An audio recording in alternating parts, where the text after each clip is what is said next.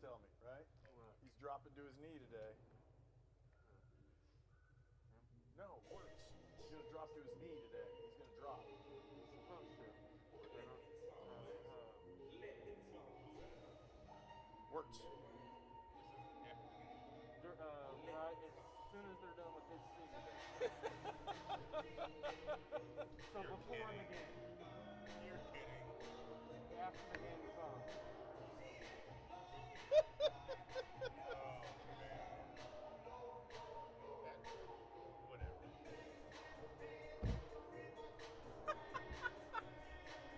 If you're going to do that, then don't sit there. His mind's not there. Score the touchdown, throw the ball in the air, and then drop to your knee and propose. Do you remember that one? That was the best one ever. Do you remember that one? Boise State. Yes, I do remember that. It was a bowl game. Bowl game, overtime, Oklahoma scores, goes right to his girlfriend, drops to his knee and proposes on national television. But that was after the game. That was after the game, and after they won. Yeah. after they'd gone for 2 and won. Yeah. And the dude knew, and it was like, I've never seen anything like that ever. That's been like, That's the way to do it. this ain't Boise State. No, it's not. What's this I hear about you having 3 jobs? I had 3 opportunities, yes. Two at the same time. You know that, right? Well, the third one was the one in Greenwood. I could have had it too. All I had to do was call. Here. Tell everybody they had you. Yes. But they didn't. They didn't have me at all. They had an offer. That's what I'm saying. That's not smart. What are you doing? And yeah, they counter-offered. So in the middle of all this, I got an offer from both of them at the same time. I chose the best offer.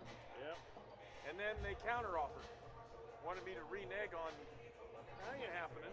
I'm not going to do that.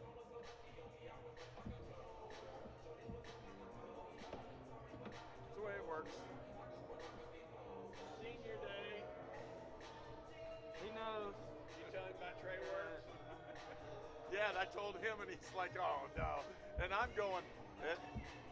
We both said the only time that's good is Boise State, the Boise State Oklahoma one. That's the only time that was worth anything.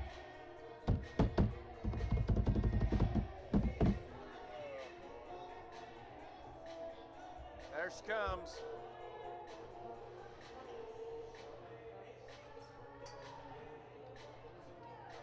She's waiting for her hug, buddy.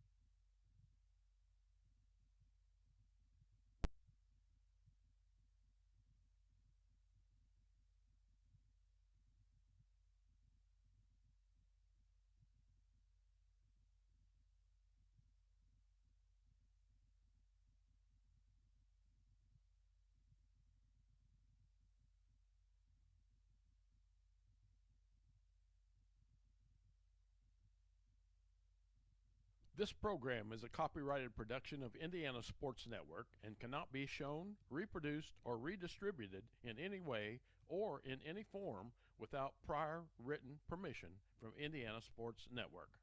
This game is presented by the Indiana Army National Guard.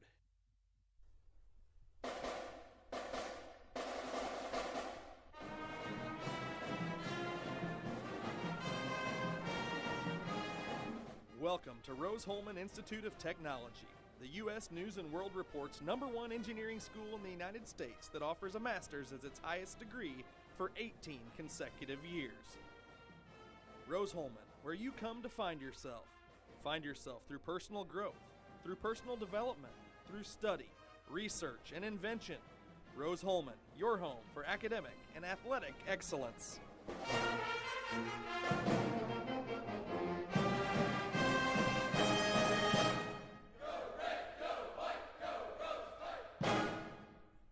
You are watching HCAC women's basketball at Rose-Hulman on the Indiana Sports Network.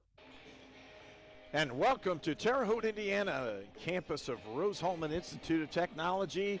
And we're in the Holbert Arena. It's Rose-Hulman will take on Bluffton in 2 ball games today. Both of them have significant impact on the Heartland Collegiate Athletic Conference standings and where tournament play will begin here at the end of the season. Hello, everyone. I'm Herb King, along with Walt Gordon. We're going to bring you all the exciting action of HCAC basketball and for Rose-Hulman in women's basketball today, and that's what we're going to have up first for you as the ladies will take their game on here at 1 o'clock.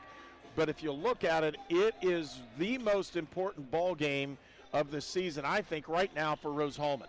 I would agree with you when you look at the way the standings are. Rose-Hulman and Bluffton fighting for that second spot. When you look at Transylvania leading the pack at 8-0, they'll presumably have that #1 spot for the conference tournament. Then Bluffton at 8-4, Rose-Hulman at 6-3.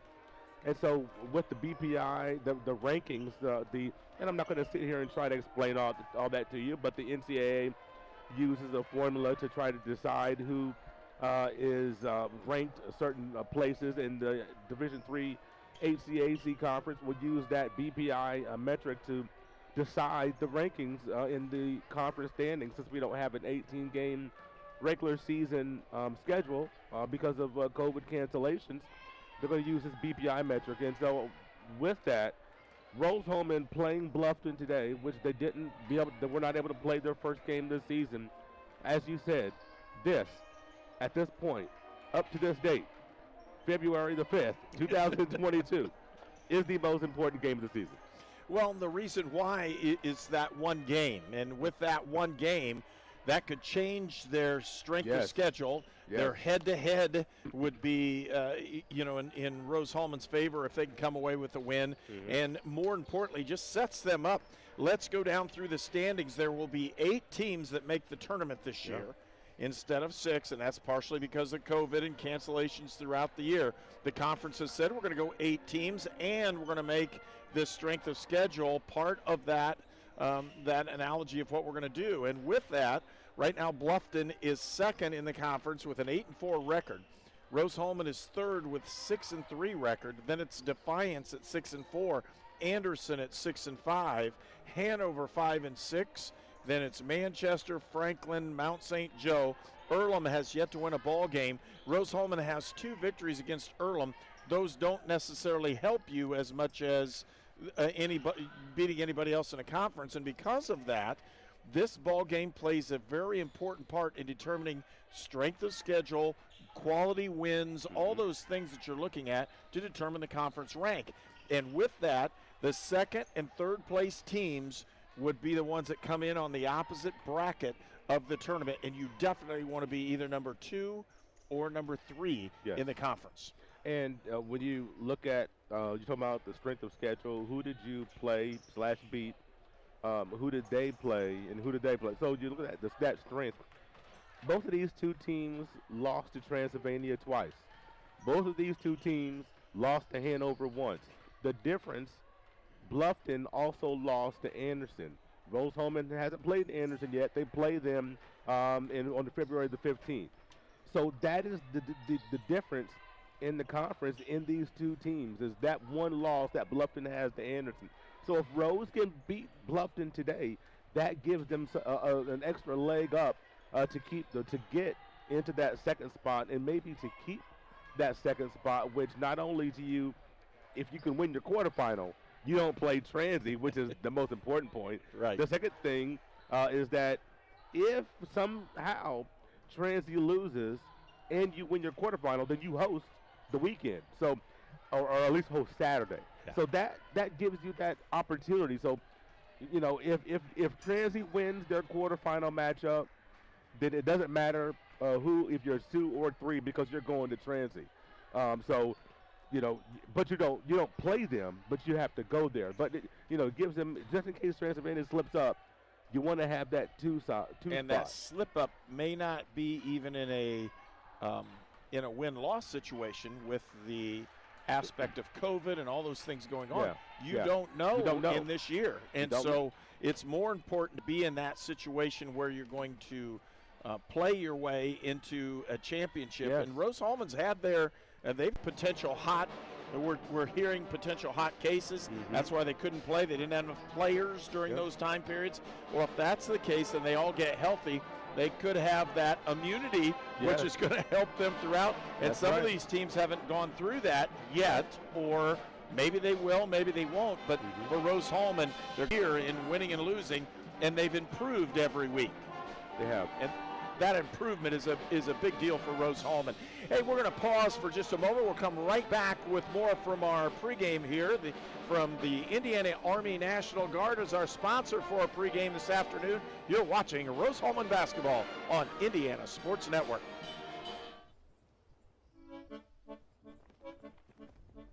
In Searcy, Arkansas, a young man says, "I love you" for the first. A boy encounters his first pickle.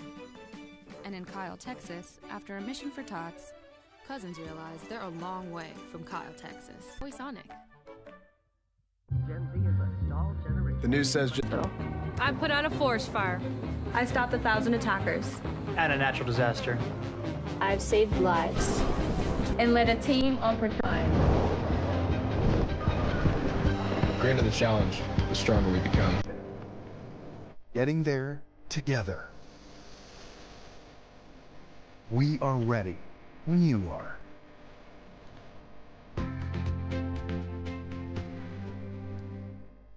I need a Mocha Crunch Blast, please. You got it. I'm on the move, Fudge. We're gonna need more espresso chunks. Order up. Sonic Mocha Crunch Blast. Set herself up really for adulthood. But on the basketball court, what an addition. As a young lady that can stretch the floor, has really improved her three-point shoot. Wednesday night, we anticipating her returning to the lineup? I've seen her out there.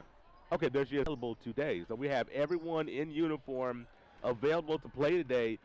I think for the first time, all kinds of things have added into a very tumultuous season. The problem is for Rose-Hulman, they haven't let it get the best of them. They've been.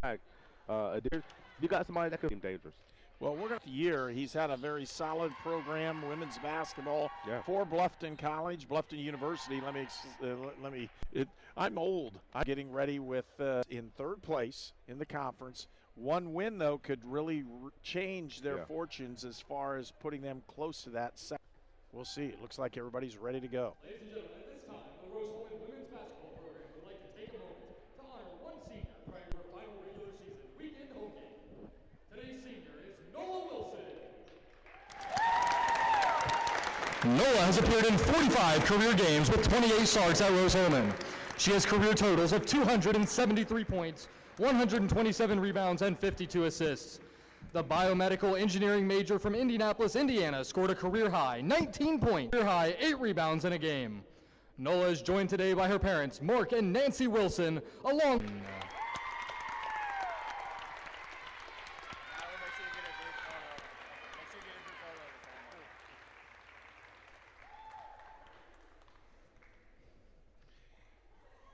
And you'll see them pose for pictures. We'll try to get you one as best we can there as well as the rest of the teams all join. They're like, come on, everybody get in this one.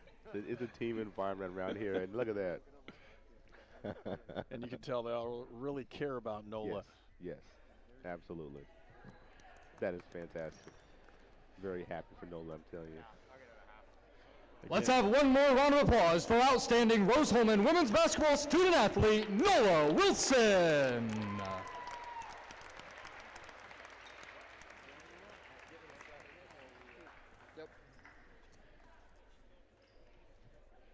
And we'll see. We should take a break here and be right back for the starting lineups. You're watching Rose-Hulman basketball on Indiana Sports Network. If I crave something, I have to have it. So what are you craving? Like, what do you crave? Attention, apparently. Look at him all sitting in the middle. I know, right? It is really awkward. You just chose to sit there. Sonic Crave Cheeseburger. So what do we do before we cross the street? We look for ways for cars. No cars. All right, let's go. But Daddy, why do you have to hold my hand? To keep you safe. That's why we look for cars. I'm watching out for danger to keep you safe. Daddy, he watches out for you. Protect your family and loved ones with Micah Bonomo. It's tax time. You need a professional with decades of experience. You need Goshen H&R Block. Nothing is more important than getting your taxes done quickly and correctly, up close and personal, by people you know and trust.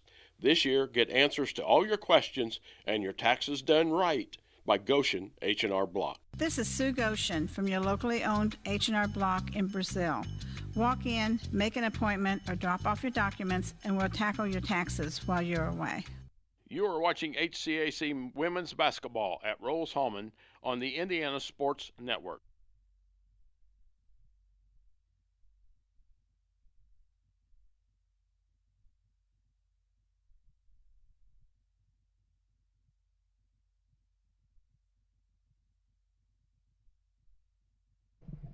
Our starting lineups, first of all, for Bluffton.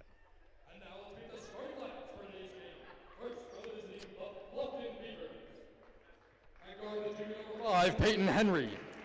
At guard, the junior number 11, Sammy Shardo. At guard, the freshman number 14, Olivia Zender. At forward, the senior number 20, Brianna Gillig. And at center, the senior number 40, Emma Saltzman. The Beavers are coached by Chad Shuttler. And now let's meet the starting lineup for your Rose-Hulman Freight Engineers. At guard, the 5'11" sophomore from Clovis, California, number 10, Rowan Hine. At guard, the 5'6" senior from Indianapolis, Indiana, number 14, Nola Wilson. At guard, the 5'10" freshman from Los Altos, California, number 23, Jamie Baum. At guard, the 6' junior from New Brighton, Minnesota, number 33, Kaylin Jester. And at forward, the 5'11" junior from South Reading, Virginia, number 50, Rose Burnham. The Engineers are coached by John Prevost.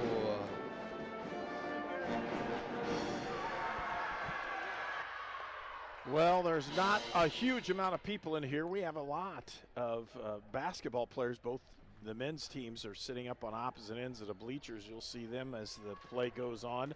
But they're all excited to root the women on in this one. A big ball game. Again, Bluffton against Rose-Hulman, second and third place teams in the conference right now. And again, Transylvania, ranked number 3 in the country, is the leading team in the conference. And if somebody could upset them in the conference tournament, this conference could possibly get 2 into the tournament, and that would be a big deal.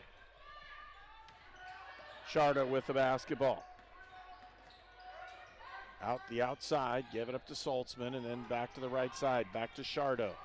Looking for Saltzman at low post.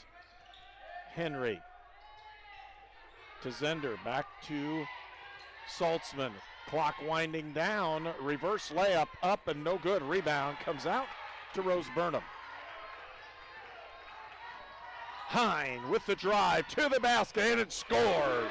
Rowan Hine. Rowan High is just an explosive player and someone who really wants to push the tempo for the Engineers. Tempo is going to be critical in this game because Bluffton likes to run as well. The Beavers with the basketball, and they'll try to set it up one more time. Zender pulls it out to the volleyball lines, and she'll set it up with the weave. Giving it over to the side is Henry. In the corner is Gillig. Takes the shot up and good, and Gillig, the leading scorer for Bluffton, cans their first shot. It's 3-2, Beavers with the lead. Hine with the drive in the corner. Jester for three, can't get it to go, and it's kicked back out, a 3-on-1 break. And she looked like almost a carry with that one. Got away with one on the outside, and the Beavers with the basketball. Zender working off the double high screen, looks to pull up, gives it back out to Saltzman. And they'll put it on the inside. Gillig is the player, and she did a great job, but this time she traveled with it. The last three-pointer, that was only her 5th three-point make of the season. So if you want to let her shoot that shot, that's the scouting report. She's going to have an open three if she wants it, but she's going to do most of her damage down low. And this is a team in Bluffton with multiple post players that really can do a lot of damage in the paint area. Gillig is a tough customer. Jester to Wilson, looking into Burnham. They'll feed Rose. She'll square up. Makes that move, hard one, pump, turn around, puts it off the glass, doesn't get it to go. And Bluffton with the rebound, Gillig with the basketball. On the drive, kick in the corner as Shardo will pull it back out. Henry off that wing. Again, they're going to try to put the ball in the low post. Yes. They're trying to really work for Gillig to get the ball in that low post. There she is. Square up. She'll drive, puts a shot up, can't get it to go. Really good defense by Burnham, and a shot clock violation will give the ball back to Rose-Hulman. Very good defense, like you said, by Burnham, and this is the type of game, if you're a grinder, if neither one of these teams really scorches the net from distance, you could be looking at a first to 40 type of situation here in this game. Both of these teams very similar in the way that they can score from the inside. Bomb, puts it up, can't get it to go, tipped out, and a rebound to Gillig again. Both the coaches are doing their job trying to get their teams in the offensive set they want as well. Almost stolen away by Wilson. They'll put it in a low post to Saltzman. Saltzman with the hook shot up in the middle, can't get it to go. The ball's tipped out of bounds. Rose-Hulman with the basketball as substitutions come in. Coach Prevo wanted it over the back on Saltzman there on that rebound opportunity, but did not get the call. And I do appreciate the fact that he didn't get the call. Play on. Ball was tipped out of bounds. Let's keep playing here. Hine with the drive off the baseline. They're going to get the blocking foul. The bench from Bluffton, very demonstrative, wanting the out of bounds call. They'll have to watch themselves before they get a warning on that. You don't want your bench players getting a warning for you. But you like the enthusiasm. Ashley Black into the ball game off that double screen. Ashley looking for it. Can't find anybody. Now finds it. It's taken away, backcourt violation. Yeah. It'll be Bluffton basketball. Hey, great defense. When you look at this game defensively, Bluffton ranked number 3 in field goal defense or points given up per game. Rose-Hulman number 2. So these are two teams that really get after it when you look at contesting shots, making teams shoot poor percentages and struggling to score. Again, Gillig on that low post. Jester with the defense, Gillig with the shot, and she'll go to the line to shoot 2 shots. Rose-Hulman is going to throw multiple people at her. Jester getting the start. Gillig is a 4-year starter for Bluffton, someone who has been able to be a double-figure scorer all 4 years and averages from her career 14 points a game and 42% from the field. So this young lady, there's not a 1-year wonder. She's done it for 4 straight years at Bluffton. Been a consistent senior scorer for that team. Shots up, no good, and it'll stay Bluffton basketball. So it was a competition for that basketball, and they say Jester knocked it out. 6:14 left to go here in the first period. Bluffton with a 4-2 lead. Henry with the basketball. Outside to Shardo. Shardo with the drive to the hole, puts it up. Blocked and went off of her, out of bounds, as a great block that time by Jamie Baum. Baum acts as a block a game. This young lady that is good length, that can guard the ball at 5'10", lose her feet so well. So Engineers trying to look for a bucket here on this end. Hine waiting for either a screen or some type of motion. She gets the screen, sets it up. Rowan outside, gives it to Jester. Backdoor cut to Baum. It had a nice play and a good cut, just couldn't handle the ball. Oh, it was there. You got to catch that ball, get that left-handed layup there. Jamie Baum just couldn't quite squeeze it. Maybe a little anxious there. Ready to put that ball up and score and knot it at 4.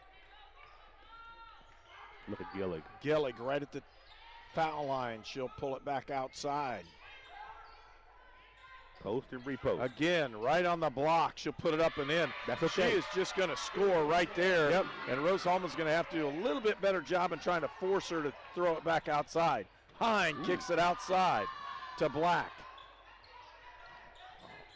Jester with the drive, with the shot, doesn't go. Rebound comes out, and it's a fast break opportunity. Henry with the basketball, drive, shoots, can't get it up. Rebound Bomb, and they're going to call the foul underneath the basket, and Rose-Hulman will retain possession of the basketball. You get Zender, I think, on that foul. Is when you look at those opportunities for Gillig, you got to be able to defend that immediate timeout. And a timeout. We'll take one. 6-2 is our score. 5 minutes left to go in the first period. Welcome to Sonic. May I take your order? 1 Crave cheeseburger. I'm on it. Crave cheeseburger, almost ready. On my way. Someone pass me the crepe sauce. Almost ready on the burger. 1 Sonic Crave cheeseburger.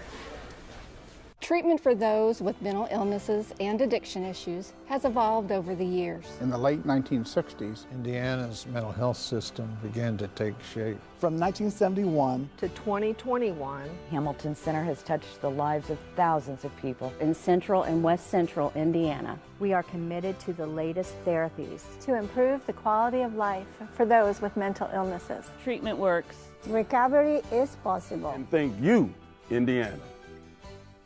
Hey, this is Todd Hine with LaborLink. The federal unemployment benefits have ended. However, there has never been a better job market in history. This puts you in an incredible position. Go to golaborlink.com and apply now. We have many jobs available, but they will fill up fast due to demand. Hey, take advantage of the job market and start work right away with LaborLink. Rose-Hulman with the basketball. Hine in the front court with it.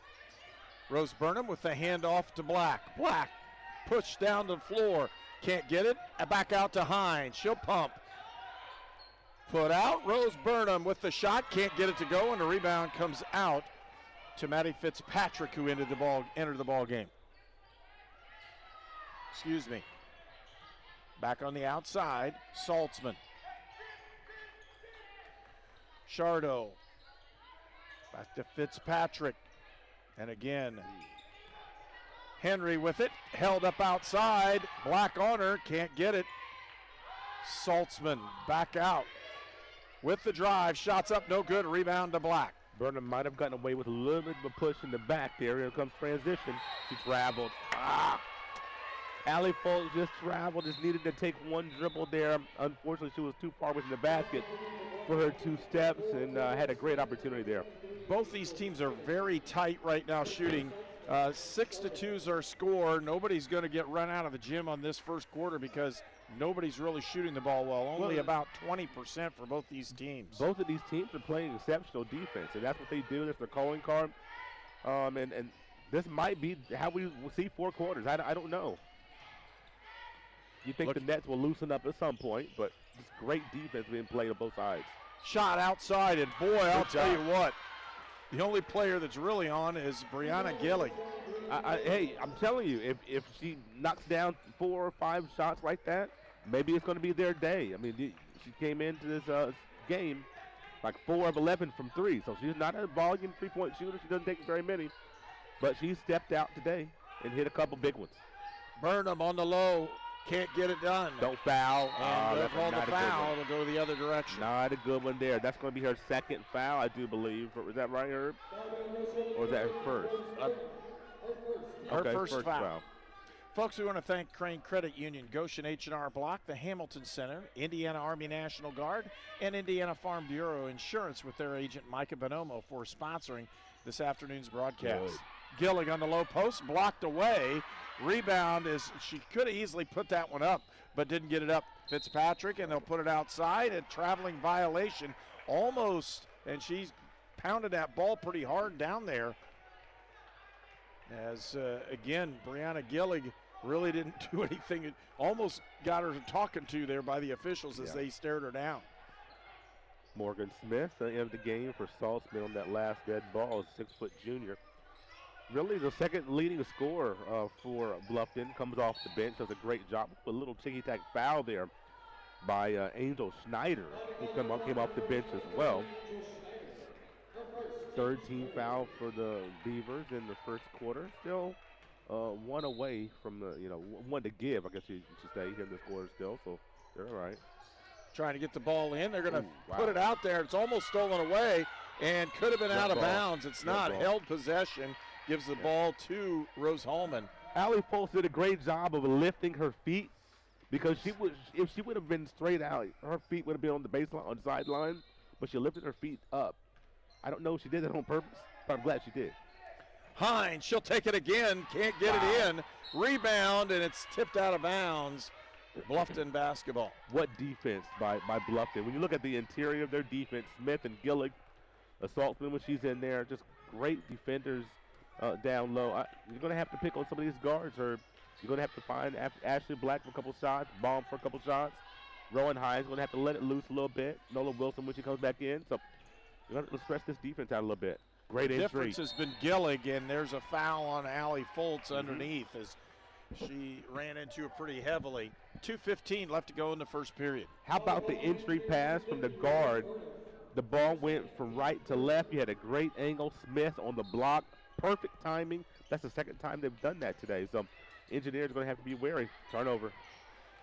Good defense, both sides. Got a man open down there. Ashley Black lays it in. And Rose-Hulman got a couple opportunities off fast break. If they can do that, that's really going to help them out. It's 8-4.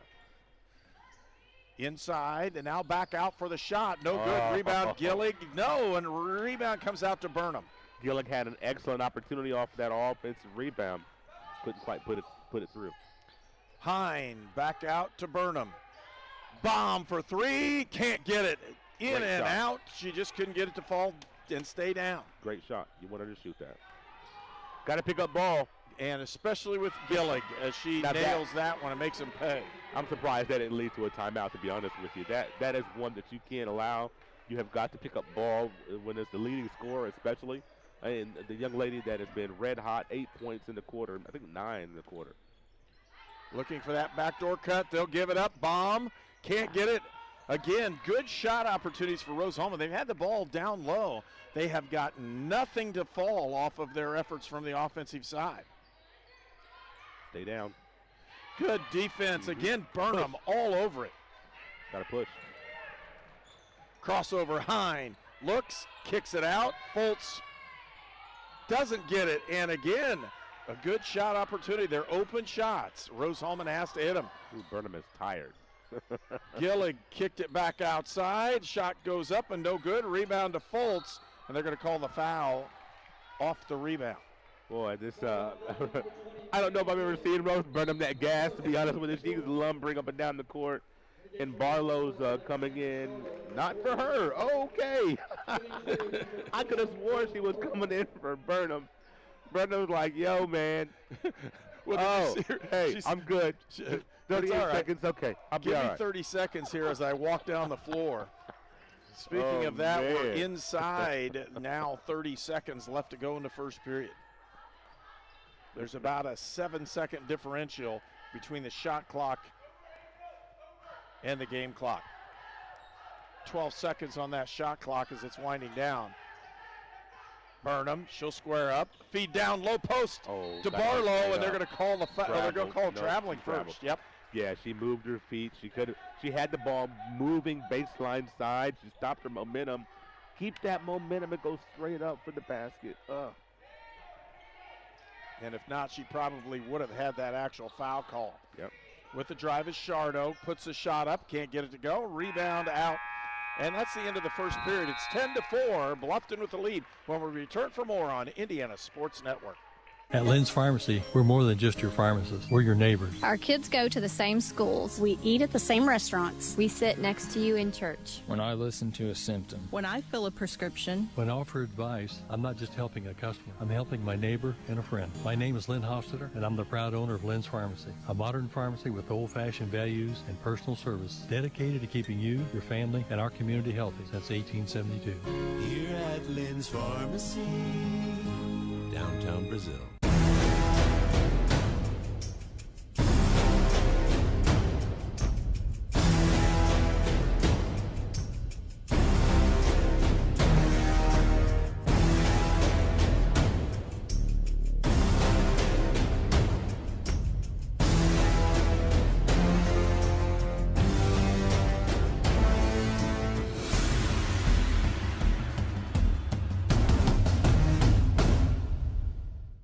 You're watching College Sports on the Indiana Sports Network, presented by the Indiana Army National Guard. And welcome back to Hulbert Arena on the campus of Rose-Hulman Institute of Technology. We want to thank Lynn's Pharmacy, Mossy Oak Properties, Sonic Drive-In, Sponsler Insurance, Union Health, and York Automotive, all proud sponsors of Rose-Hulman basketball here on Indiana Sports Network. And we were talking on our dead time here between quarters, and Rose-Hulman has had shot opportunities. They just haven't gotten anything to fall. No, they haven't. And Rose-Hulman has been looking at good defense, but at the same time, they've had some good looks as well. With transition, there's a turnover, and, three go in and out. But you got to stay the course. There you go. Good defense. Rowan Hine with the layup and 2 points. If they just stay with their principles, play good defense, the shots will fall in time. But if you don't play defense on this end, it's going to be tough. Brianna Gillig took a seat at the end of, or during this first quarter, so she has all of Bluffton's points right now, and that's been the difference in the ball game. There's a three-point shot up and good by Maddie Fitzpatrick, the sophomore from Mount Gilead, Ohio. The big shot, the first shot from someone other than Gillig, as you mentioned. Ooh, good defense. Back outside, Black for three. She can't get it to go. Rebound comes out to Baum. Jamie to Ashley Black. I like the matchup that Baum has. I like Rose to go at that.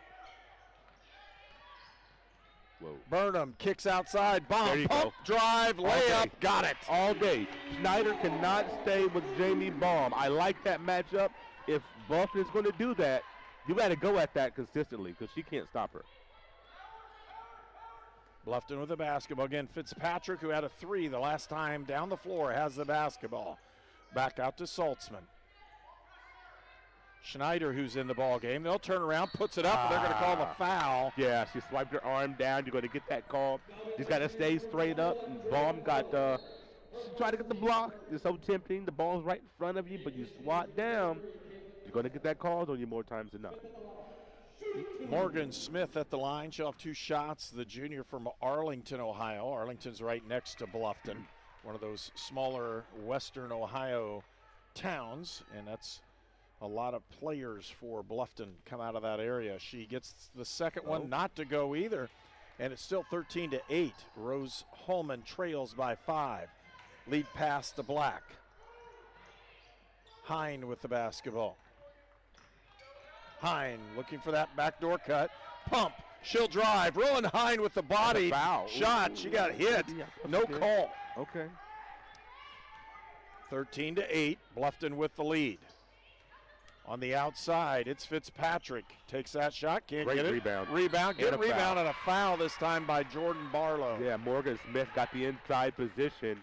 Not going to make Coach Prevost very happy. Going to go to Foltz here. Maybe look a little change. As Smith back to the free throw line for the Beavers. Another opportunity to stretch this lead.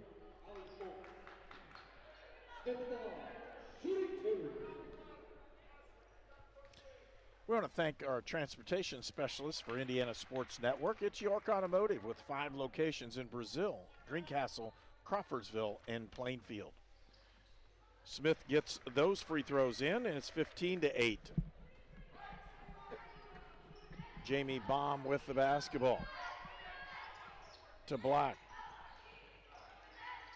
Looking for the cut. They had Wilson, but they're going to call a foul off of the ball. And they're going to call it on number 11, as they'll say Shardo ran into somebody. She looked like she got the worst of that whole situation. She tried to run through a screen and did so pretty hard. Shardo hits the floor and gets called for the foul. Outside for Baum, 2-point shot up, no good, rebound tipped around. And again, Shardo is on the floor one more time coming off of an actual screen. Somebody's going to have to call those out for the Beavers, or she's going to be out of the ball game in a hurry. Outside, they'll give it up to Smith. Moving it around. Again, Shardo with the basketball, back out. It's Henry. Inside, again, a nice play by Morgan Smith as coming off the bench, and she's done a spectacular job, and Bluffton by 9. Jester feeds inside to Fultz, get it up and good. Allie Fultz for 2 points, 17-10.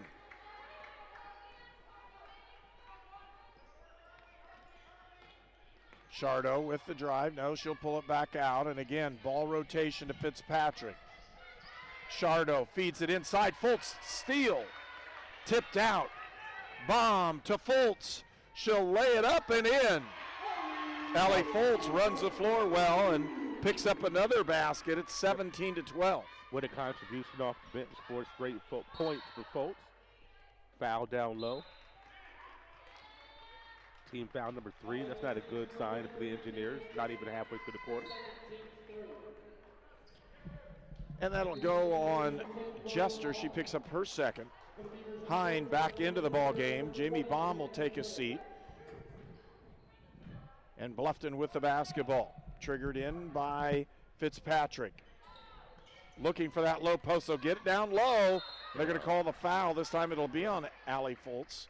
Yeah, they tried to double the post, and that time Smith just stayed strong, and then Rose-Hulman got the arms in there. Team foul number 4. Going to be shooting some free throws before long. Is Bluffton here in the quarter. Nosa Iggy in for the first time in this game. They need the defense in the low post is what Rose-Hulman needs right now. Inside, they're going to feed it up, and that's a really good move on the inside. Gillig fed Smith for the easy bucket for Bluffton. Nice post-to-post pass. Inside, Nosa Iggy pump, puts it up, and she gets fouled. The Bluffton faithful groaning is like, whoa, wait a minute, where was the contact there? Second foul on Gillig, and she'll take a seat. That's a big foul. That really could determine a lot of what happens here at the end of the first half. It sure could with her on the bench, and looks like Peyton Mill going to come in the game for Fultz. Buggy Hahn will get 2. Gillig, will she sit the rest of the half? We'll see. 6:01 left to go. Iggy Hahn at the foul line. She doesn't get it. We want to thank our sponsors, Crane Credit Union, Goshen H&R Block, the Hamilton Center, Indiana Army National Guard, Indiana Farm Bureau Insurance, and Micah Bonomo, and Lynn's Pharmacy. All sponsors for this afternoon's Rose-Hulman game is Iggy Hahn hits the second free throw. It's 19-13. Bluffton with the 6-point lead. Again, ball movement by Bluffton. Trying to put it in the corner. They do. Outside, open look for Zender, but she feeds the outside to Henry. That extra pass makes the difference. Engineers went to a little bit of a zone, and Bluffton Beavers made them pay. Henry, her first 3 in the corner. Miller looking for that backdoor cut. Cross court, they'll give it up. Iggy Hahn, spin, puts the shot up, can't get it.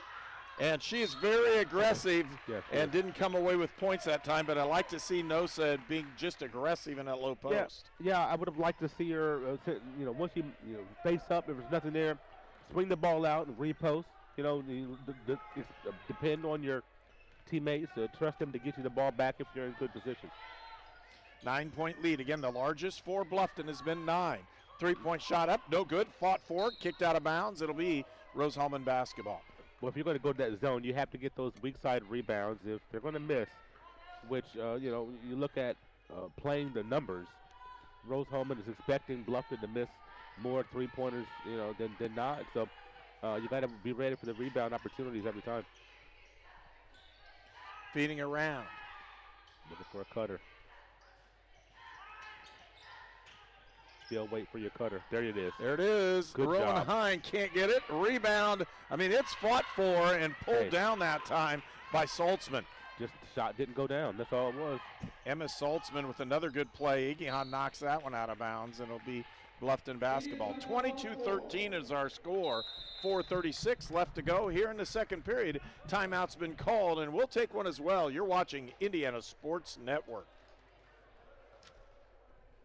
At Indiana Land and Lifestyle, we go to great depths to list and sell your property. If your agent isn't willing to go to these depths, 6 acres with bass, to list and sell your property, don't you think that's a little fishy? and there's fish everywhere. Oh, and snapping turtle. For all your Indiana land needs, check us out at indianalandandlifestyle.com.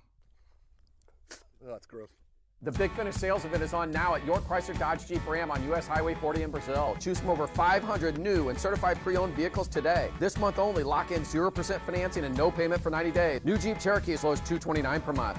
New Ram 1500, $359 per month. Or sell us your vehicle for top dollar. Unwrap the savings at YorkCDJRBrazil.com. Stop by today and we'll show you why we're not number one, you are. We're not number one. You are. You're number one at York.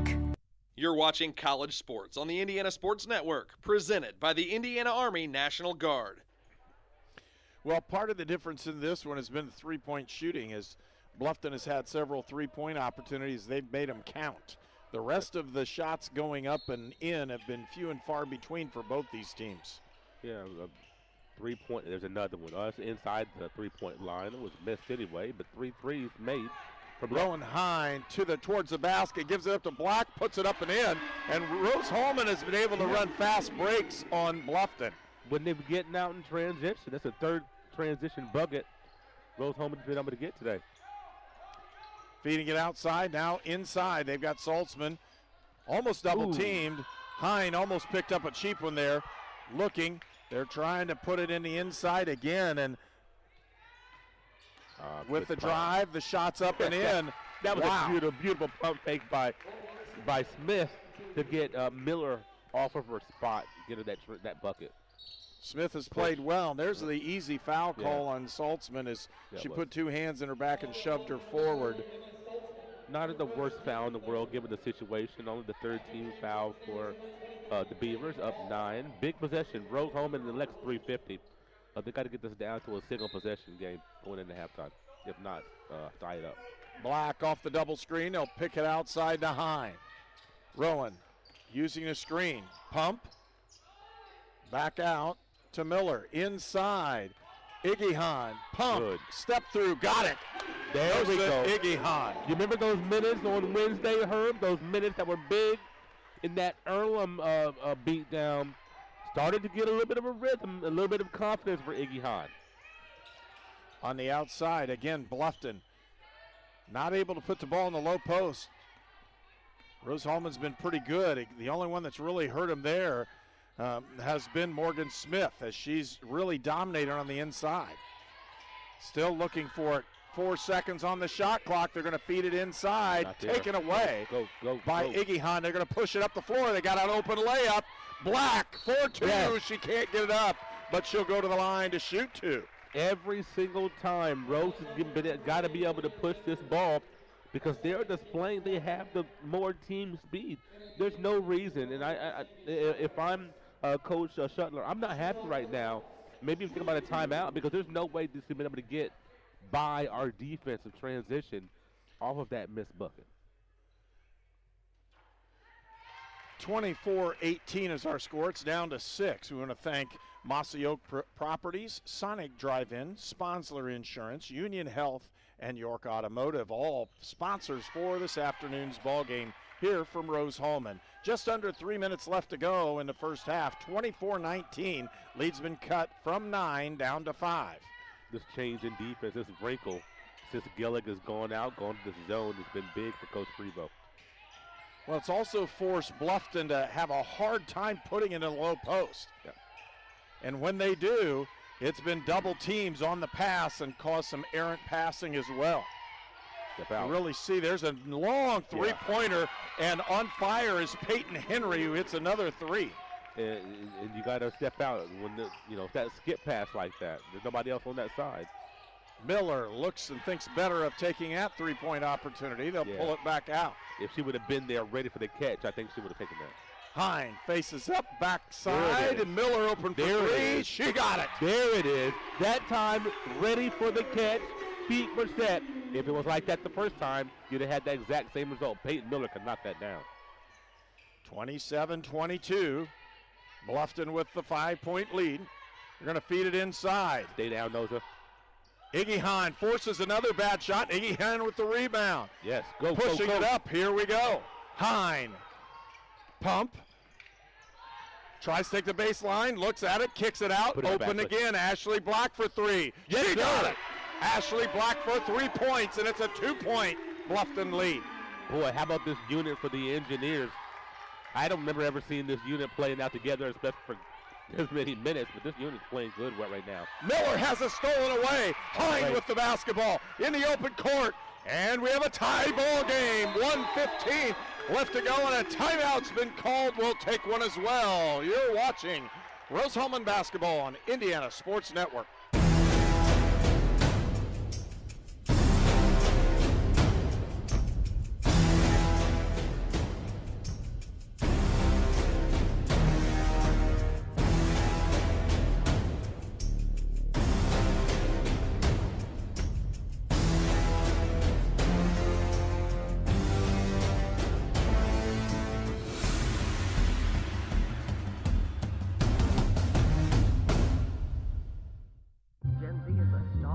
The news says Gen Z is struggling.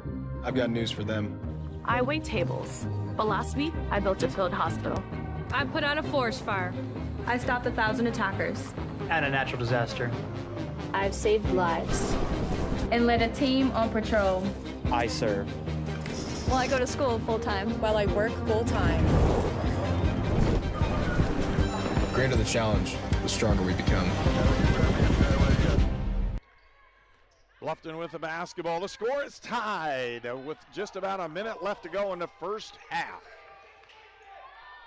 Fitzpatrick, he'll feed it back outside. Henry's had the hot hand. Miller on the low post. She'll put the shot up. Can't get it. Rebound, Nosa Iggy Hahn.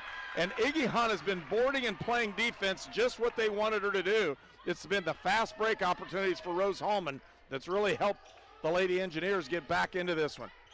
27-all is the score. Working on that shuffle cut set. They don't have anybody. Got to move the ball. Iggy Hahn trying to get the ball in the low post. She'll pump fake with the drive. Nosa can't get it to go. Pretty hard, solid drive. Yeah, had to make a move at the end of the shot clock. Shot clock, game clock, virtually identical right now. Cross court. Wow. Open look for Fitzpatrick. She Gotta can't be a get call. it. Oh, he didn't know what he wanted to do. He didn't know. He didn't know. I do think that's the right call because I thought the feet of Miller were on the line. Yep. I don't know if he looked at one of his official teammates or not, but he was going to call charge, shade to a block. I do believe this is the right call. It was a block in my estimation. I thought her feet were on the restricted circle. 16.9 left to go in the first half as the officials will discuss why he called the foul or what's going on here. Score is tied 27-27. Shot clock issue. Nope. Saying it's 2. I'm not sure what the discussion was, but nonetheless. Rowan Hine will come back into the ball game. Yeah, as she should. In end of game type situations, you want Rowan Hine on the floor. On the offensive end especially. 2 free throws are good for Maddie Fitzpatrick. Hine back into the ball game. Again, Rose-Hulman now trails by 2. 15 seconds left to go in the first half. The Engineers have trailed by as many as 9. Looking for that double screen.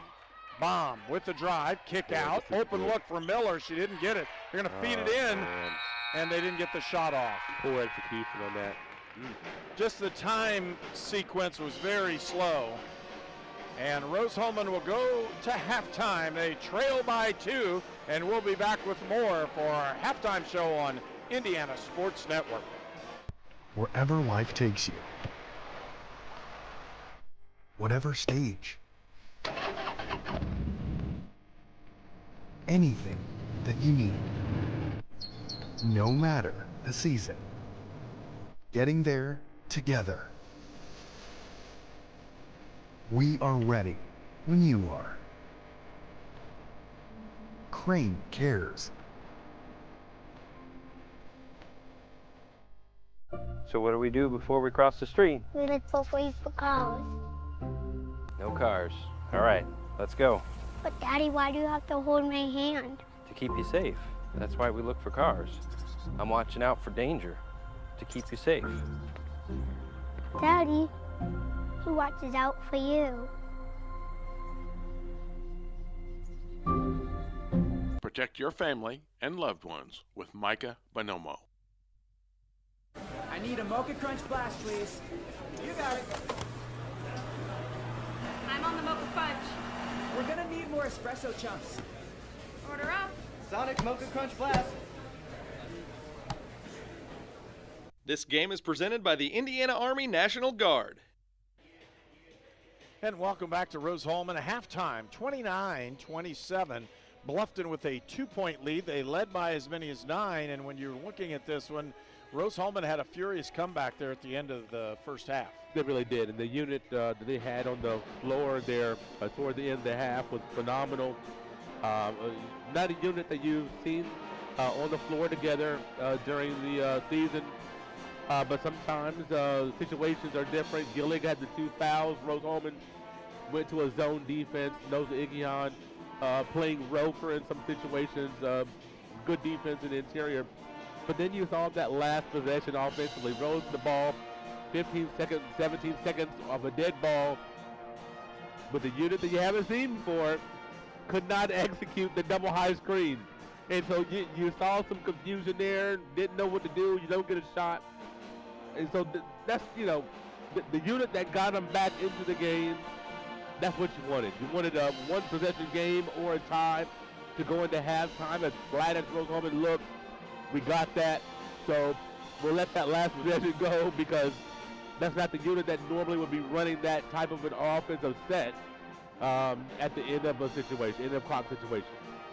Well, when you look at it, Bluffton has led the entire first half. 29 seconds of the lead, and it was 4-2, and that was it for Rose-Hulman. For the rest of the time, it's been Bluffton with the lead and consistently playing ahead in the ball game.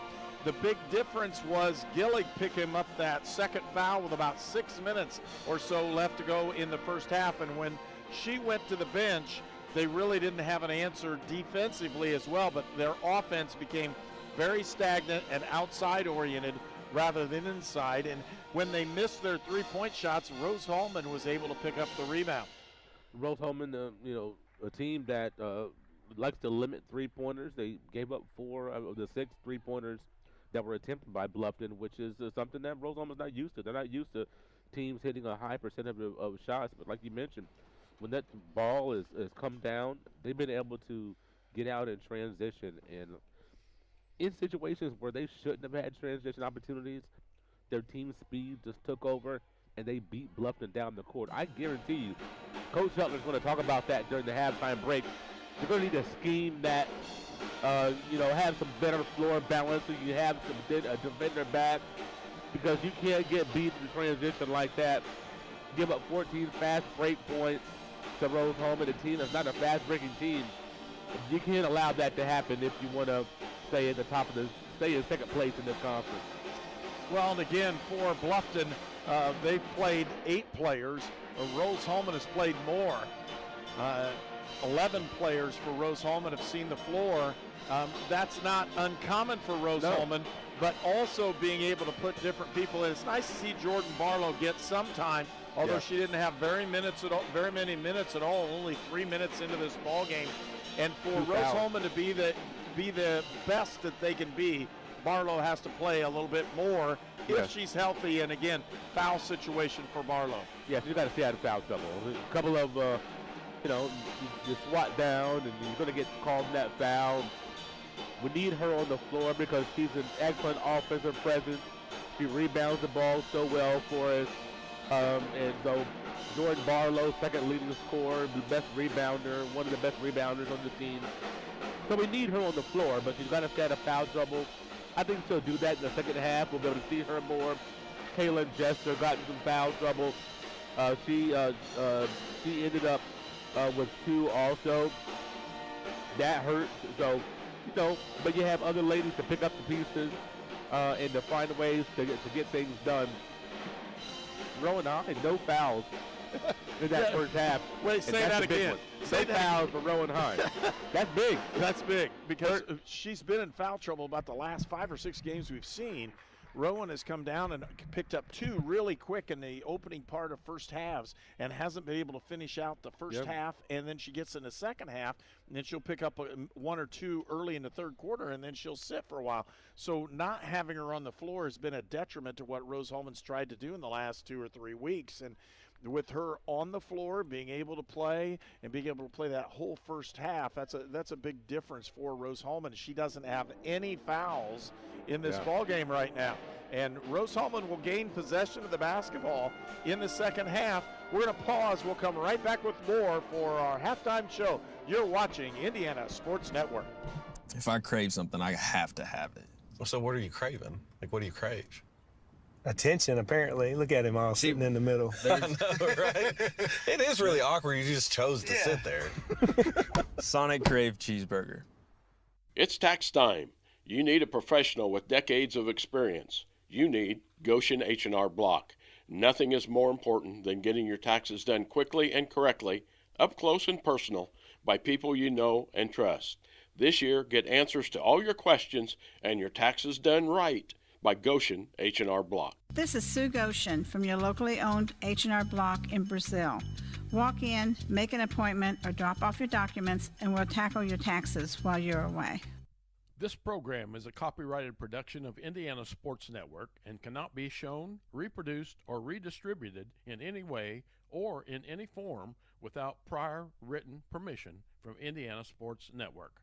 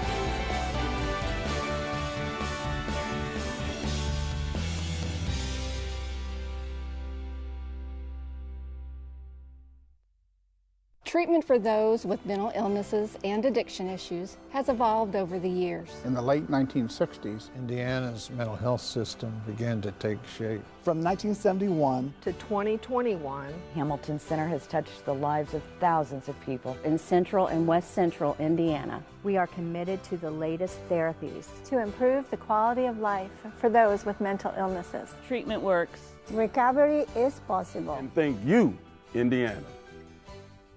Welcome to Sonic. May I take your order? 1 Crave Cheeseburger. I'm on it. Crave Cheeseburger, almost ready. On my way. Someone pass me the crepe sauce. Almost ready on the burger. 1 Sonic Crave Cheeseburger. You're watching College Sports on the Indiana Sports Network, presented by the Indiana Army National Guard. And welcome back to Rose-Hulman. Again, our score at halftime, 29-27. Let's go take a look at some of the scoring. First of all, for Bluffton, coming off the bench, number 24, Morgan Smith, has really played an integral part for Bluffton. She has 8 points, and with that, 3 of 6 field goals, 2 for 4 from the foul line for, again, 8 points. Fitzpatrick with 5 points. Henry with 6. Both of them are 3-point shots, but the leading scorer for Bluffton is Brianna Gillig, and she is 4 for 7 from the field, 1 for 1 from 3-point range, 1 for 2 from the foul line, and she has 10 points on the ball game. And she actually sat for 6 minutes in the second quarter. For Rose-Hulman, scoring a little bit different. Rowan Hine has 6 points, but more importantly, no personal fouls in the first half. Jamie Baum with only 2. Ashley Black with 9. I'm going to say only 2 because Jamie normally has had open opportunities, and she hasn't had as many. She's 1 for 4 from the field, and we'll look for second half, maybe get a little bit better for Jamie. Peyton Miller off the bench with a 3-point basket. Allie Foltz with 4 points. And Nosa Igihan with 3. Foul trouble for Rose-Hulman. Caitlin Jester with 2. Jordan Barlow with 2. Allie Foltz with 2. Miller with 1. And Burnham with 1. And so that's an important part as well. Rose Burnham not in foul trouble. That's going to help Rose-Hulman down the stretch. And Nosa Igihan, no personal fouls. She's rebounded very well. She has 2 defensive rebounds in the ball game and 1 steal. And because of that opportunity, Nosa Igihan will probably play a little bit more in the second half as she's given them fast break opportunities, and that's where Rose-Hulman has come down. Team statistics for both of these teams. They're shooting the ball at 40 and 42. In the first quarter, it was around 20% for both of these teams.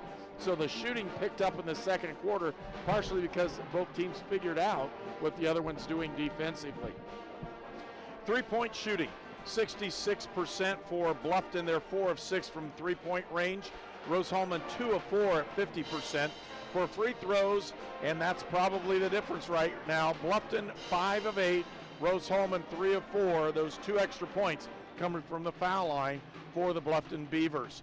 Bluffton has out-rebounded Rose-Hulman 18-14. And again, just the lead, the largest lead of 9 for Bluffton. The largest lead for Rose-Hulman has been 2, and that was when it was 4-2. Both teams are pretty much equal on almost everything on the court.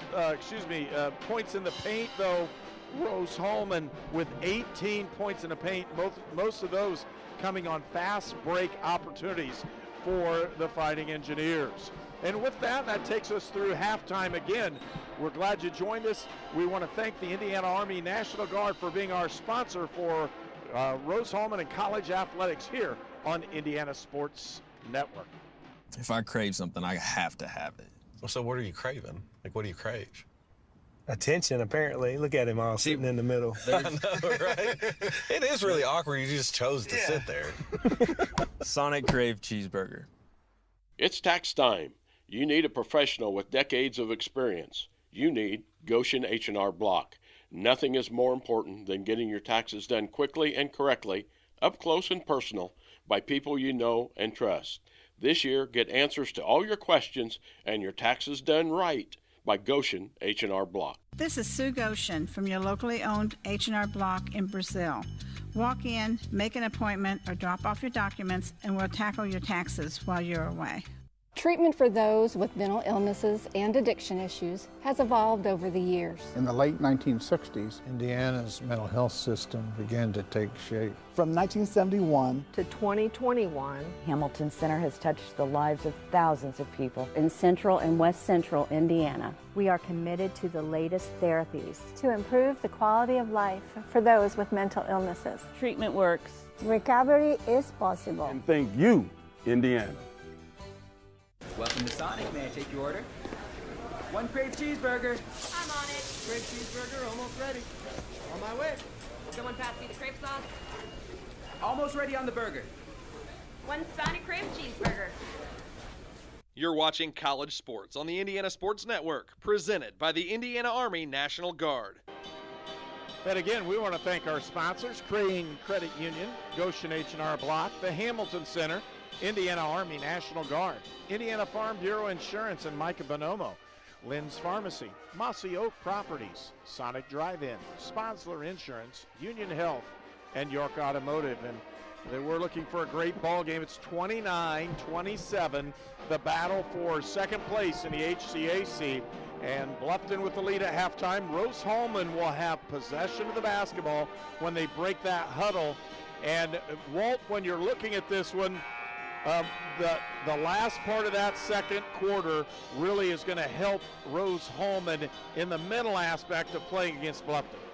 They really are, because they saw some things that were beneficial. They saw the ball go through the hole. They were able to get out on the break. And then the starters saw the bench have a nice measure of success. So now it's up to them to get Rose-Hulman off to a good start offensively and defensively with the starting unit. Starting unit back in the ball game. Jester will trigger the ball into Hine. Trying to use that high-low UCLA style post. They're looking on it. They'll give it up to Wilson. Wilson looking. Had bomb. Jamie turns the corner, kick outside, open look. Shots up, no good, and a rebound comes out to Shardo. Sammy Shardo with another good board for Bluffton. 29-27. Bluffton with the lead and the basketball. Boy, they had an open look deep inside for Gilligan. Didn't feed her the ball. Again, doing it again. Open look, but this time poked away and stolen. Bomb with the basketball. To Hine. Looking inside, Wilson. In the corner is Jester. Caitlin drives, got Gilligan a low post, put the shot up. She steps through, puts the shot up, no good. Rebound comes out. It'll be Rose-Hulman basketball. Just way tentative there was Jester with Gilligan. It's got 2 fouls. We'll power that up, go straight through her, and if she picks up a foul, okay, she's going to let you score that bucket. She's going to let you, she's going to give you, she was giving her, Gilligan was underneath the basket. Gillig was worried about picking up the foul. Yes. So they're going to say they're looking at it. Did it hit the rim? They said no, it didn't. That's what they were checking on this one. 10 seconds left to go on that shot clock. Looking outside, it's bomb to Jester. Get your feet set. Feet inside. It's tipped, but it'll be out of bounds. They say it was not tipped. My fault on that one. Looked like it was from here. I thought it was. Those old eyes of mine, that's kind of how it works. Bluffton with the basketball, trying to put the ball in Gillig's hands. They've got her in the low post again. She just establishes so well, and it's not super aggressive. She just has good footwork, and once she gets her hands on the basketball, she's dangerous. Saltzman with the layup shot, can't get it, and here comes a fast break opportunity. Wilson on the break on the side, looking inside, reverses out. And they'll set it up one more time. Bomb looking for that cut. Jamie crossover with the drive, puts it up and can't get it to go, and she's fouled. She'll go to the line. Boy, it's a tight crossover that Jamie Baum has, doesn't it? Boy, she's just in a very tight window. She's going to cross you over and get to whichever hand she wants to get to. She can finish right or left. Fitzpatrick back into the ball game for Bluffton. Baum will have an opportunity to try to tie this score. Puts it up and in. Transportation for Indiana Sports Network is provided by York Automotive with 5 locations in Brazil, Greencastle, Crawfordsville, and Plainfield. And again, we want to thank York for coming alongside and sponsoring Rose-Hulman basketball this year. Tie score, 29-all as Baum hits both free throws. Good for Jamie Baum to see those 2 free throws go to the net. I'd like to see her get a little bit more aggressive in this game. I think she's got matchup situations that she can take advantage of, whether it be screen or straight off the ball. Zone opportunity. There's another 3-point shot. You can't leave her alone. Peyton Henry, the junior from Lipsick, Ohio, has just been on fire from 3-point range. Outside, Nola Wilson with the drive. She'll put the shot up. Little runner. Nola gets it to go, and it's a 1-point Bluffton lead. Now we're seeing the offense start to flow for these two teams. Offense starting to percolate a little bit. Again, matchup zone for Rose-Hulman. They're trying to get it around. They just definitely don't want to let Henry with the basketball outside. There she is again. Another three-point shot. She got it in. 4-point lead for Bluffton. I'm telling you what, watching this young lady on tape, I've kind of had my eye on her. I'm like, man, this is a young lady. As she grows in this program, she's really going to be a player. As a junior, obviously, it's going to be her role next year. You'd think will be even more expanded. And this is a player you can play through with her and Smith. She's a normal 34% three-point shooter. She's hitting an 80% today. She's 4 of 5, and she's the reason that Bluffton has a 4-point lead. Hine will try to throw the ball inbounds. Looking inside, they'll give it back out to Baum. Jamie to Nola Wilson. Wilson to Hine for three. She'll take the shot. Doesn't get it. Rebound tipped around, and they're going to call the foul. Yeah. It'll go against Bluffton. So the ball stays in Rose-Hulman's possession. Burnham did a great job just able to wedge through there and get her hands on the ball. Fitzpatrick bumped her on the rebound opportunity. A deep attempt there for Hine. Just a little bit short. We'll see when we get out of this out-of-bounds situation. Hine in the lane. That's her shot, but she faded away and missed it. Yeah, step into that and knock it down. 4-point lead for Bluffton. Henry kicked it outside. Shots up, no good. Rebound to Baum, and they're going to push this one. They're giving it up to Hine with the drive. And a shot, doesn't get it. Gets her own rebound, puts it up, doesn't get it. And that's a tough one as Shardo comes out with a basketball. Gillig looking for something to do. Gives it to Shardo, back outside to Henry. Shardo, double team, feeds it up, and they're going to say it is Rose-Hulman basketball. Wow. I'm telling you, it's hard to, obviously from this angle, you can't see. The referee finally told their bench to sit down.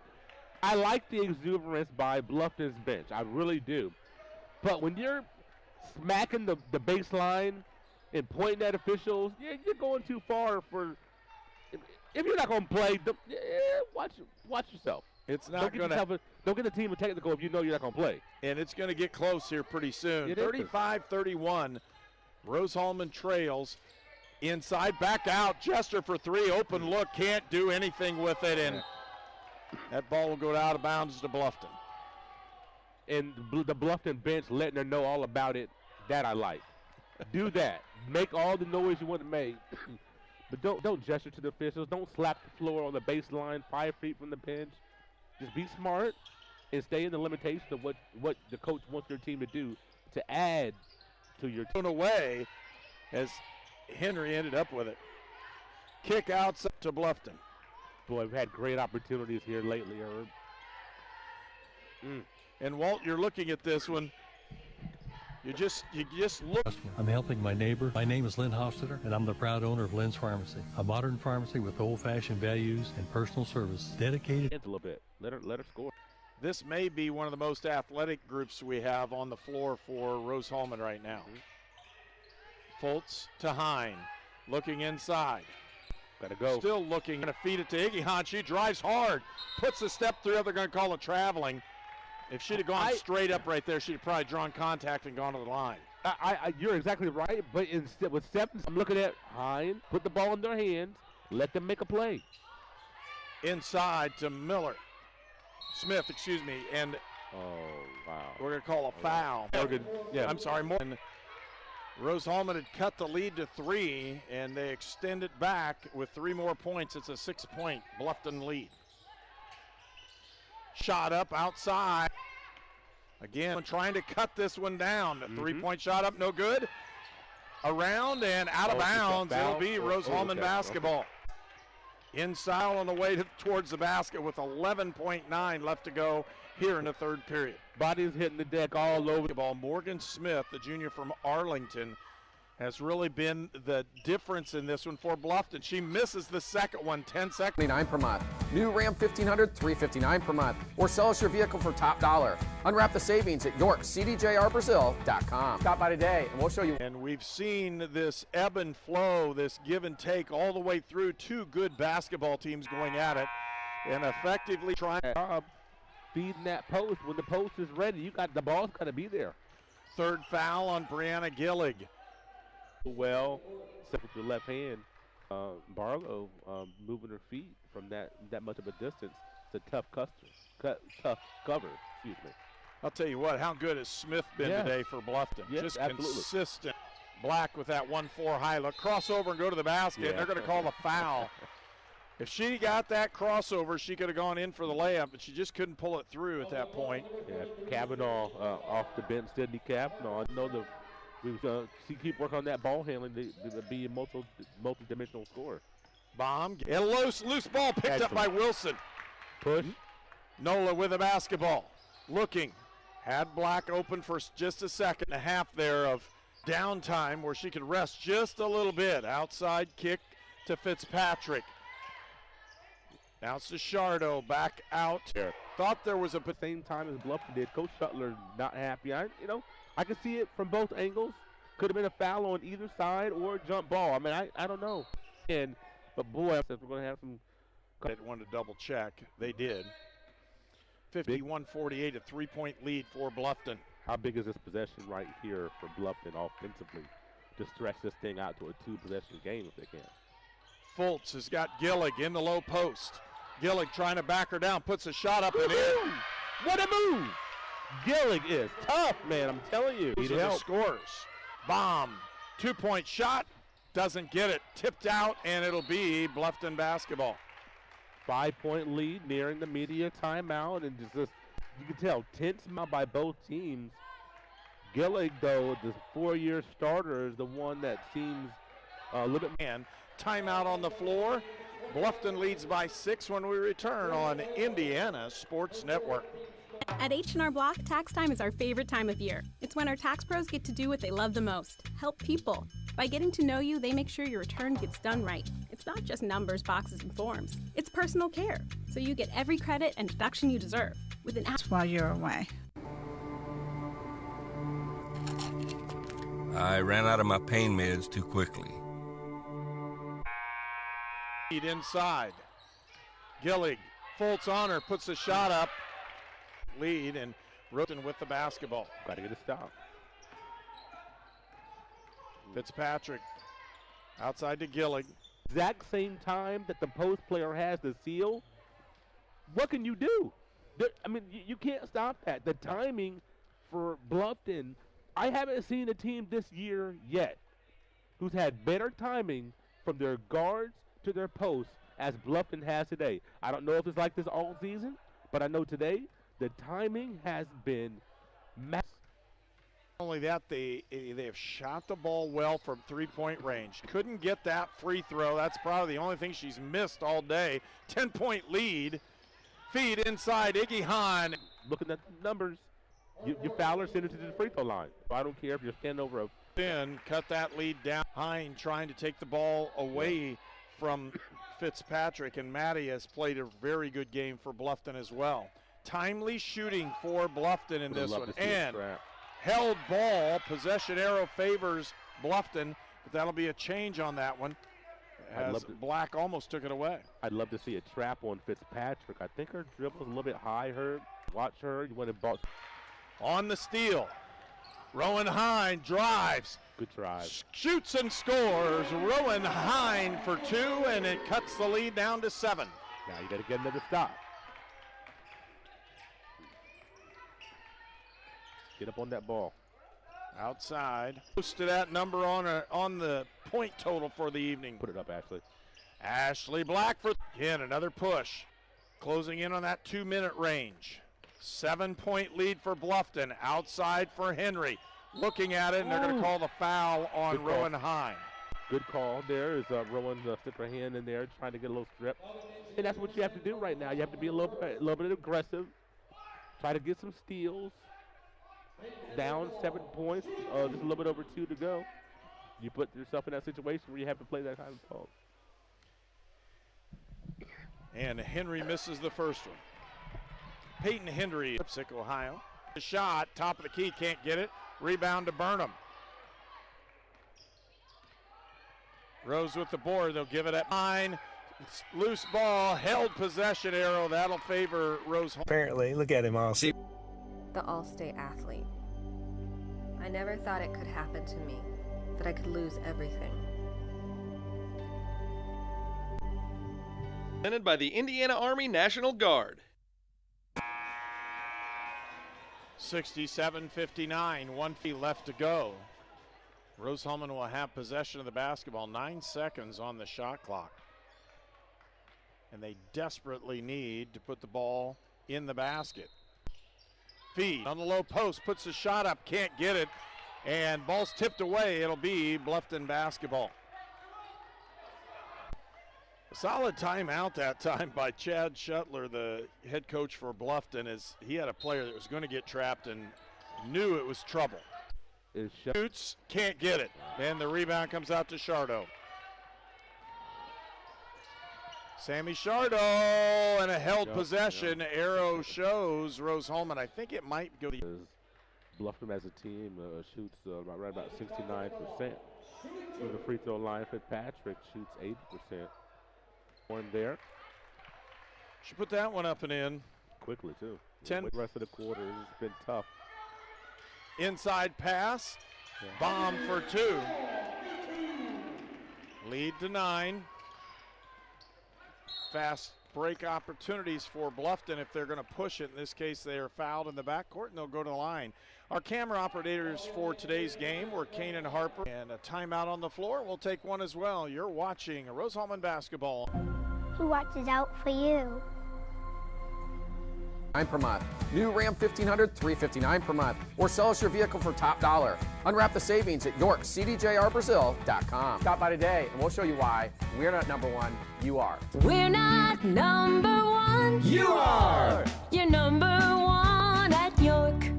You're watching college sports. This type of percentage from 3 today. 53% from 3-point range. We'll take one as well. You're watching Indiana Sports Network. It's tax time.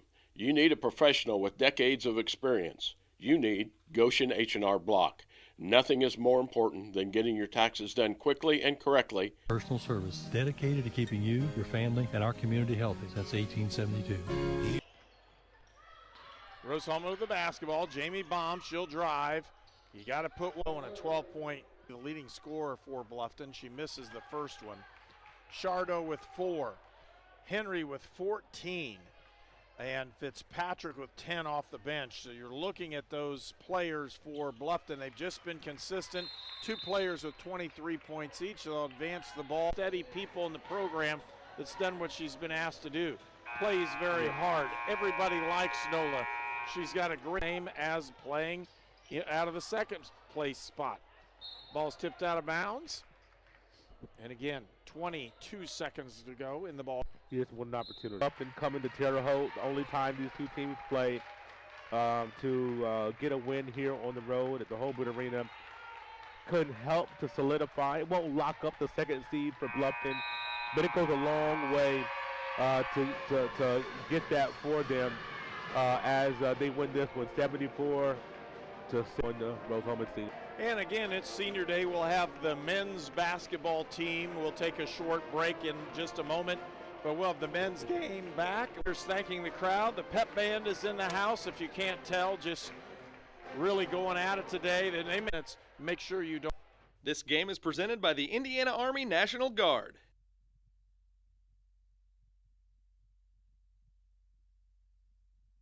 This program is a copyrighted production of Indiana Sports Network and cannot be shown, reproduced, or redistributed in any way or in any form. Hello. I'm Trey, works his grandfather. Oh, nice to meet you. Nice to meet you. I want to tell you I appreciate you guys doing the game. I watch all of the streams at home. Excellent. Every game, I'm sitting in front of the computer. Where do you live? Cold Spring. Okay. Okay, very good. So I didn't know where. So back here, I didn't get out here much. That's all right. Yeah. They play Wednesday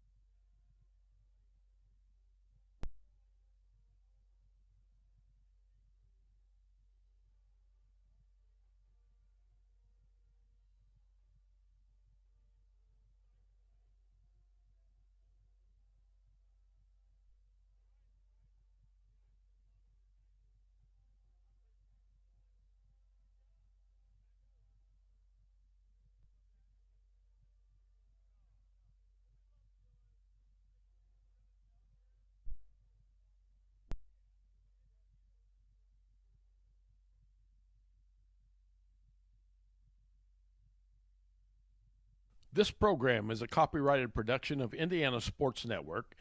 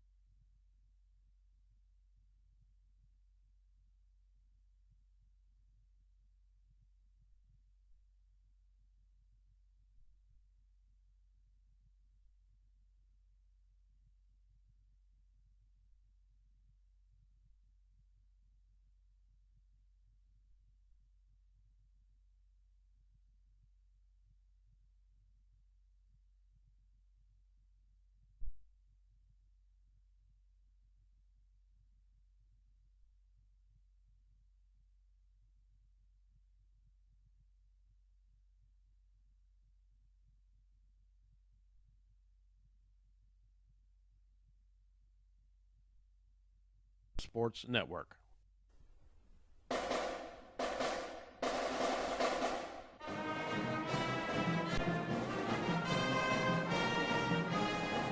Welcome to Rose-Hulman Institute of Technology, the U.S. News & World Report's #1 engineering school in the United States that offers a master's as its highest degree for 18 consecutive years. Rose-Hulman, where you come to find yourself. Find yourself through personal growth, through personal development, through study, research, and invention. Rose-Hulman, your home for academic and athletic excellence.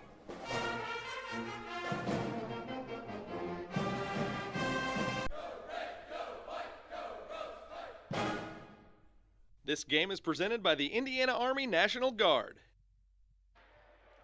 And welcome back to Holbrook Arena on the campus of Rose-Hulman Institute of Technology. It's men's basketball as we get the second game going on here. The ladies lost to Bluffton 74-61, and the men are 3 games that they've lost in close fashion, and this is a huge game for them as well. They're currently 3rd place with only a 6-6 record win total. It not helped them that much in the power rankings because, again, Bluffton, it comes in at 1-9 in the conference. And Walter Gordon is my partner for this afternoon's ball game. And as we get ready for this one, the men desperately need a win. They can't slip up into this.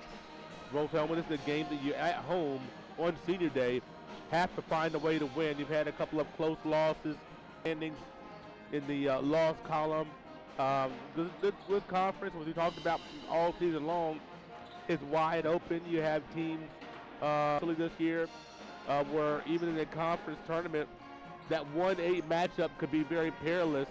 We saw just last capable as Hanover got smacked in the mouth by 20 points by at Anderson in front of them. This is a game where Rose-Hulman has got to be laser focused on these Bluffton Beavers. And not just haven't been able to close the deal. They're 5-13 overall, so even outside the conference schedule, they're 4-4 outside the conference. So they've had some, and they want to try to get out early and often and see if they can get a lead and try to build on that. For Rose-Hulman, they're going to be the ones that really have a little bit of pressure on them as the Fighting Engineers desperately need this ball game. They're currently 3rd place in the conference standings because of the power index and not because of anything else. They've beaten some very good teams, and that's given them more opportunity to stay in that upper half. If they can stay in that 3rd or 2nd spot, that's definitely where they want to be. Host an opening round with a chance to play into a championship game if they can.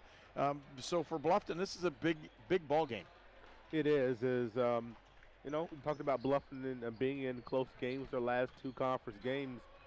Down the stretch, at the 4-minute mark, it was 1 or 2 possessions. They had opportunities, just couldn't close the deal. Playing some tough games when you're looking at playing against Transylvania on the road and then at home against Mountain St. Joe's. Both of those games, identical scores, 59-64, 5-point losses in both of those games. I watched both of those games. They were in both of those games. Those were not, games where they had to fight back as a furious comeback from 20 points at the end. They were nip and tuck all the way in both of those games for the most part. And so, start a little slow, then you find your footing, play good basketball, you have a premier scorer, you find yourself in close games, just not able to get that one crucial stop in either one of those games to try to tie the score and really put pressure on the opposition. I just don't want Rose to be in that situation today where they've got a 1-possession lead in the last 2 minutes, because Bluffton has been that exact spot over the last couple of games. And so give them a 3rd chance, they might find a way to put it together. I'm being honest with you. I want Bluffton to do well. I don't want that today, though. And we're here. It's senior day. We've got a couple seniors. We'll talk about those when we return. It's our pregame, sponsored by the Indiana Army National Guard. And we'll be back in just a moment with senior activities here from Rose-Hulman. In Searcy, Arkansas, a young man says I love you for the first time, but his girlfriend doesn't quite hear. In Franklin, Tennessee, a boy encounters his first pickle. And in Kyle, Texas, after a mission for tots, cousins realize they're a long way from Kyle, Texas. One day, many people, millions of orders. This is Howie Sonic. Gen Z is a stalled generation. The news says Gen Z is struggling. I've got news for them. I wait tables, but last week I built a field hospital. I put out a forest fire. I stopped 1,000 attackers. And a natural disaster. I've saved lives. And led a team on patrol. I serve. Well, I go to school full-time. While I work full-time. The greater the challenge, the stronger we become. Wherever life takes you, whatever stage, anything that you need, no matter the season, getting there together. We are ready when you are. Crane cares. I need a Mocha Crunch Blast, please. You got it. I'm on the Mocha Fudge. We're gonna need more espresso chunks. Order up. Sonic Mocha Crunch Blast. If I crave something, I have to have it. Well, so what are you craving? Like, what do you crave? Attention, apparently. Look at him all sitting in the middle. I know, right? It is really awkward. You just chose to sit there. Sonic Crave Cheeseburger. This game is presented by the Indiana Army National Guard.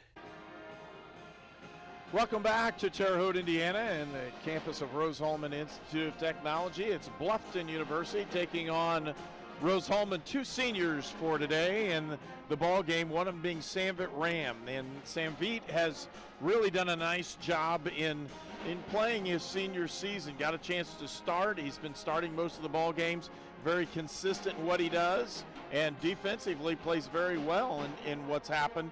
And he's had his opportunities this year to play good basketball. He stands at 6'3" and a very long, rangy wing player from Buffalo Grove, Illinois, and it's a player that I really like here at Rose-Hulman. You like all the players, but man, what is his skill set, what he brings to the table for Rose-Hulman, even as a freshman, getting on the court, playing in spot minutes, making an impact on the floor, especially defensively as a freshman. Samvit is a guy that we were hoping that would take a step offensively this season. Quite frankly, it hasn't happened for him, but that's okay. Sometimes shots just don't go down, but the one thing that he has done is continue to play defense, and that's what Rusty Lloyd's team needs, is players to continue to play defense. He's been a leader in that regard in the days where he has scored well. He's really helped this team. But this is a guy that on any game, he can give you 15, 20 points, and has had a career high in 17 points earlier this season. So he's a young man that can do it. It's just unfortunate for him this season. It hasn't turned out offensively the way that we all envisioned. For something you draw it up, okay, here's how it's going to be this season. Sometimes it doesn't turn out that way, but nonetheless, what a great career, great person to honor here on Senior Day. And our other senior is Trey Wirtz. Trey, graduate student, so it's not necessarily a senior, but he graduated last spring from the university and is in graduate school. Again, another engineering opportunity, as Trey Wirtz is in the Rose-Hulman Institute of Technology Structural Engineering graduate program. And for him having the opportunity to play because of COVID and the shortened things, he said, sure, I'll come back and play. And again, another leader that they need both on and off the floor. And Trey, I'm going to tell you, talk about off the floor. Trey is a very, very likable person. And I love talking to Trey and times that I have. Big, infectious smile. He's a great family. So I got to talk to his grandpa here today. Met him for the first time here today. Before this contest. So, I mean, when you have, kind of a personal affection for a person, it really adds a dimension. But Trey on the floor has done a lot for this team. And this is a guy, big, wide body, has a good feet, good hands, sees the floor very well. Doesn't score, double digits every game, but definitely can has done that on multiple occasions, 20 rebounds a couple of seasons ago. So he's just a guy that can get it done on the boards as well. And, when given this opportunity, he said, hey, like you said, come back for this season, play another year, get some more of my education here at Rose-Hulman in the process. And Trey Wirtz has just been fantastic for Rusty Lloyd over these 5 years. And when you look at helping to solidify that front court, you have 2 freshman bigs, actually 3. One of them we haven't seen, which in time I think is going to be tremendous. But 2 freshman bigs that we have seen in McGowan and Blair that are both 6'9", 6'8" players, helping to show them the way and lead the way to help solidify that front court. Trey Wirtz has been just a great addition to this program and has been a stalwart in his time here at Rose-Hulman. Well, it is senior day here at Rose-Hulman, and we already had the women celebrate their only senior in Nola Wilson. The men have 2 seniors. We'll get a chance to see those guys as we prepare for this. And we'll pause, take a very short break. We'll be right back with the senior festivities. You're watching Rose-Hulman basketball on Indiana Sports Network. I need a Mocha Crunch Blast, please. You got it. I'm on the Mocha Fudge. We're gonna need more espresso chunks. Order up. Sonic Mocha Crunch Blast. So what do we do before we cross the street? We look both ways for cars. No cars. All right, let's go. But Daddy, why do you have to hold my hand? To keep you safe. That's why we look for cars. I'm watching out for danger to keep you safe. Daddy, who watches out for you? Protect your family and loved ones with Micah Bonomo. It's tax time. You need a professional with decades of experience. You need Goshen H&R Block. Nothing is more important than getting your taxes done quickly and correctly, up close and personal, by people you know and trust.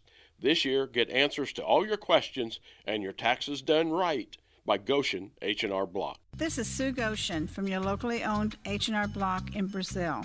Walk in, make an appointment, or drop off your documents, and we'll tackle your taxes while you're away. Welcome to Sonic. May I take your order? 1 crave cheeseburger. I'm on it. Crave cheeseburger, almost ready. On my way. Someone pass me the crepe sauce. Almost ready on the burger. 1 Sonic crepe cheeseburger. You are watching HCAC women's basketball at Rose-Hulman on the Indiana Sports Network. Treatment. And welcome back to Rose-Hulman as we prepare for Senior Day, as we'll honor the seniors and what's going on with this one. And we'll turn it over to the announcer for this one, public address announcing, and they'll take care of the senior activities for Rose-Hulman. And you can see the bench is pretty full today. They've got everybody ready to dress. That's, again, another rarity for Rose-Hulman. They just haven't had a chance to do that. So trying to find that group together is going to be different. 1 senior and 1 graduate student prior to their final regular season weekend home game. But first, let's take a moment to acknowledge the Bluffton men's basketball seniors on their outstanding basketball careers. The Bluffton seniors are number 4, Jameel Cosby, and number 30, Chad Frey.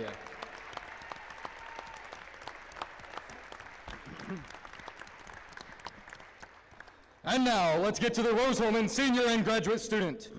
Today's senior is Sam Vitt Ram. Sam Vitt has appeared in 67 games with 29 starts at Rose-Hulman. He has career totals of 307 points and 125 rebounds. Earlier this season, Sam Vitt scored a career-high 17 points in a home win over Defiance. The Buffalo Grove, Illinois native is a mechanical engineering major with an academic minor in data science. Sam Vitt is joined today by his parents, Manju and Ajit Ram. Ladies and gentlemen, Sam Vitt Ram.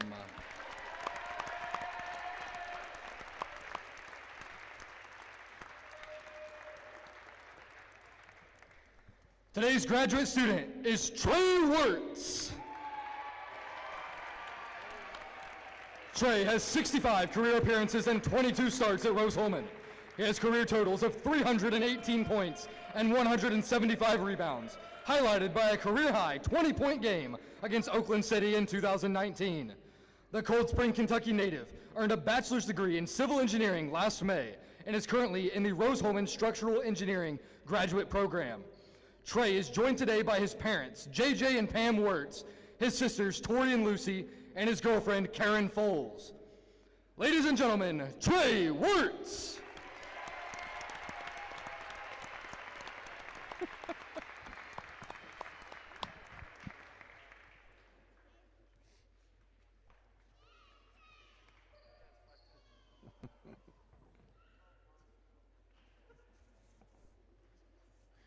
She doesn't. Fans, at this time, we ask for your attention at center court for a special presentation.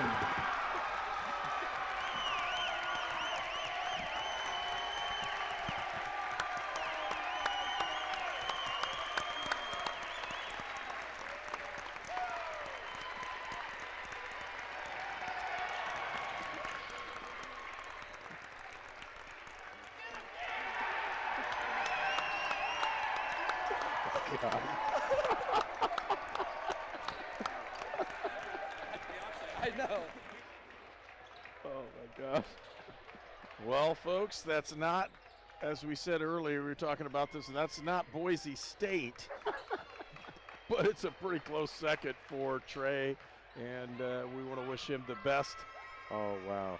Even the Bluffton guys were all standing up cheering.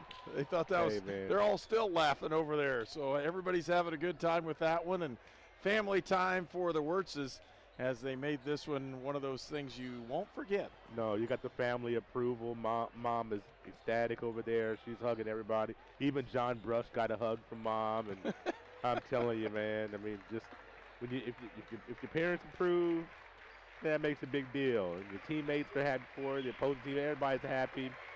We're all feeling the love around here, Herb. I'm telling you what, man. Now let's go out there and beat these Beavers. How about it? We're looking for a pretty good ball game regardless, as these teams have had the history of playing close ball games, and this one will be no different. Now you got to get your mind to play basketball. How do you do that? We're gonna find out. Maybe he fumbles the first catch or something. Sophomore number 3, Michael Stammen. At guard, the senior number 4, Jameel Cosby. At guard, the junior number 12, Mike Kettner. At guard, the junior number 24, Marcus Bruns. And at guard, the junior number 40, Miguel Ringer. The Beavers are coached by Guy Neal. And now the starting lineup for your Rose-Hulman Fighting Engineers. At guard, the 5'11" sophomore from Alexandria, Virginia, number 3, Bradley Harden. At guard, the 6'2" junior from Carmel, Indiana, number 5, Max Chaplin. At guard, the 6'3" senior from Buffalo Grove, Illinois, number 24, Sam Ram. At forward, the 6'5" junior from Fishers, Indiana, number 30, Terry Hayes. And at forward, the 6'7" grad student from Cold Spring, Kentucky, number 55, Trey Wirtz. The Engineers are coached by Rusty Lloyd.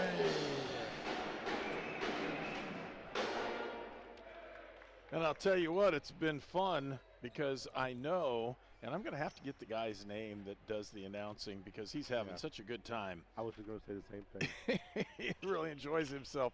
Bluffton comes out with, again, Jameel Cosby is the guy you're going to hear all the time, averaging over 19 a game, and he's a legit player. 4-year starter for Bluffton. Boy, I tell you, something about these 4-year starters for Bluffton. Yeah. And he, for his career, another one of these guys has been double-digit scorers every game, every season. Has gotten better and better every season. And Cosby just does it all. I literally does it all. Leads the team in every offensive statistical category. Does everything for this team. Boy, what a tough customer. Well, it's an anomaly for Bluffton to have this losing situation for this year, as they can usually they're very competitive in what goes on within the conference. Guy Neal has been in his 33rd year, and if you look at Guy, he's just he's one of those people that in the conference has been a long tenured basketball coach and really done Bluffton proud in what he's done, and for him to have a losing record is kind of different for the Beavers. They're trying to get Wirtz into that low post. They've got him posted up. Harden looking inside. He'll cross it up. Chaplin for three at the top of the key. Can't get it. Rebound to Hicks. There's a different Ram for three. Sam beat Ram for 3 points. And that's where you want to start off the game. The senior getting a great shot there to knock it in for three. Get Rose-Hulman off to a good start offensively. Man defense for Rose-Hulman again, challenging Ringer to shoot the ball. Back outside, 2-point shot is up, and he's calling bank on that one as Marcus Bruns scores, and it's 3-2. Bradley Harden getting the start today. And it's nice to see Samvit with that first shot going in. Harden with the drive, kick out. Ram thought about it. They'll pull it out to Chaplin. Hicks. Where's the cutter? Back down Ringer, back outside. It's Chaplin for three, and 2 straight 3-point shots for Rose-Hulman. They desperately need to get a little bit of mojo going today. Yeah, I think it's just a 3-point shot for this team. Just hasn't been going down as of late, it seems. And if you knock down a few of these early, it'd be a good sign. 3-point shot out to the outside and missed this time by Bruns, and Harden with the rebound and advances the ball. Ram with the potential layup. Oh, wow. Doesn't get anything that way, and the rebound comes out to the Beavers. Outside is Kettner. And again, Bruns has shot the ball the last 2 times down the floor. They're trying to get the ball to Cosby. Don't blame him. Yeah, Ram's doing a great job on him so far. And he can get the ball whenever he wants to. So it's a tough customer. Can go left or right. They'll get plenty of shots up. Pull up and a nice shot that time by Stammen. Yeah, Michael Stammen. Stammen did a great job to create space. Got into the body of the defender. Push him back just a little bit. And great separation for that shot. Harden with the drive, left it short. Rebound comes out to Bluffton, and again, hands on the ball for Bruns. Advanced up the floor, and a good look, Kettner. Outside to Ringer. Feed Kettner on the low post. Boy, Rose-Hulman has been scouting. I can tell they've been scouting Bluffton very well. The assistant coaches have done the job here. Cosby, he gets fouled. He'll go to the line. Basket counts. It's a tie score. And again, Jameel Cosby at the line to shoot one and try to take the lead. When you can stop on a dime like that, absorb the contact with this thick frame, and then go straight up. It's just tough. When you stop like that. Just that athletic. And 3 points on the board for Jameel Cosby. And then you'll see a little token pressure. A little 2-2-1 maybe. They won't trap out of it, most likely, but Bluffton will sink that back to a man. You'll see multiple defensive looks from Bluffton today, possibly. Ram. They'll throw it around the horn. Get it. Harden with the drive, looking inside. They'll feed Hicks on the low post. No spacing in there. Double teamed, almost picked it up. Turnaround, puts a shot up because the clock's down, and a rebound basket by Wirtz. That's what he's good at. Rebound and 2, and Rose-Hulman leads by 1. Just much bigger than Miguel Ringer, who's 6'4", decent size. But Trey Wirtz, when he gets inside position, this game over.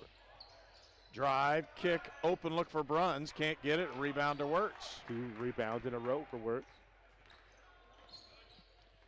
Chaplin uses his screen on the high, turns the corner, drive, shoots, can't get it, tipped around and picked up that time by Ringer.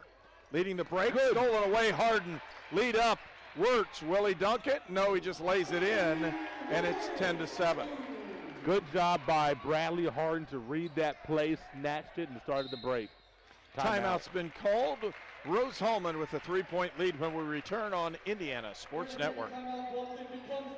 For those with mental illnesses and addiction issues has evolved over the years. In the late 1960s, Indiana's mental health system began to take shape. From 1971 to 2021, Hamilton Center has touched the lives of thousands of people in central and west central Indiana. We are committed to the latest therapies to improve the quality of life for those with mental illnesses. Treatment works. Recovery is possible. And thank you, Indiana.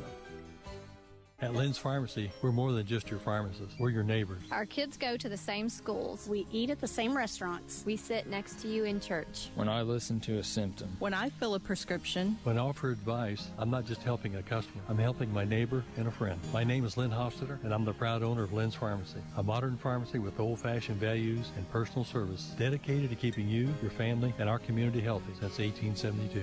Here at Lynn's Pharmacy, downtown Brazil. This game is presented by the Indiana Army National Guard. 10-7's our score.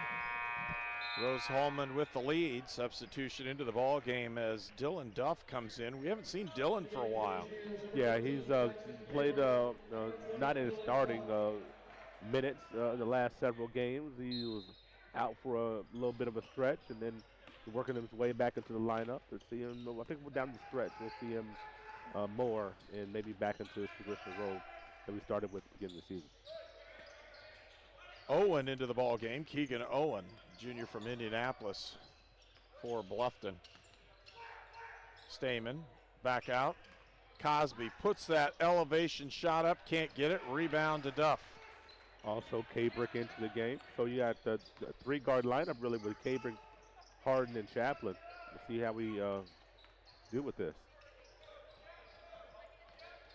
Harden, Cabrick. Again, handing it off with the drive is Duff. Chaplin turns the corner, puts a shot up. He's going to be the charge. There's no doubt job by about Stamen. Stamen was there he was parked there, and you could just see as soon as Chaplin just turned the corner, oh man, you could see Stamen was there, ready to take that charge. Good job.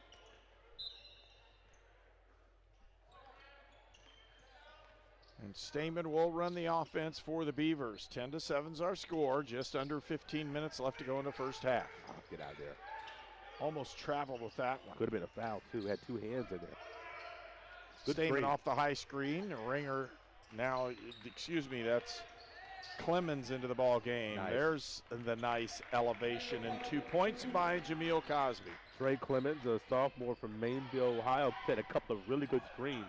And gets that block. Well, it's going to be a foul first before the block. A foul on Marcus Bruns. But Stamen did a great job. You look at some interchangeable parts, Ringer and Stamen.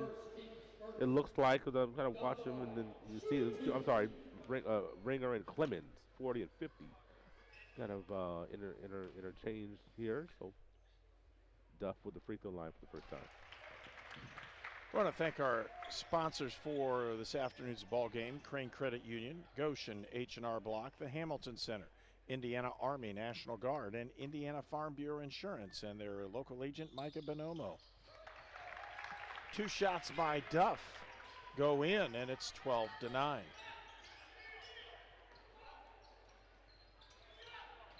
Working off that triple high screen is Bluffton, feeding down that low post. Cosby is the guy they're trying to get the ball to in number 4, and he has touched the ball a couple times. Each time he's touched it, he scored. Cabrick trying to play defense on him, and they're going to call the defensive foul.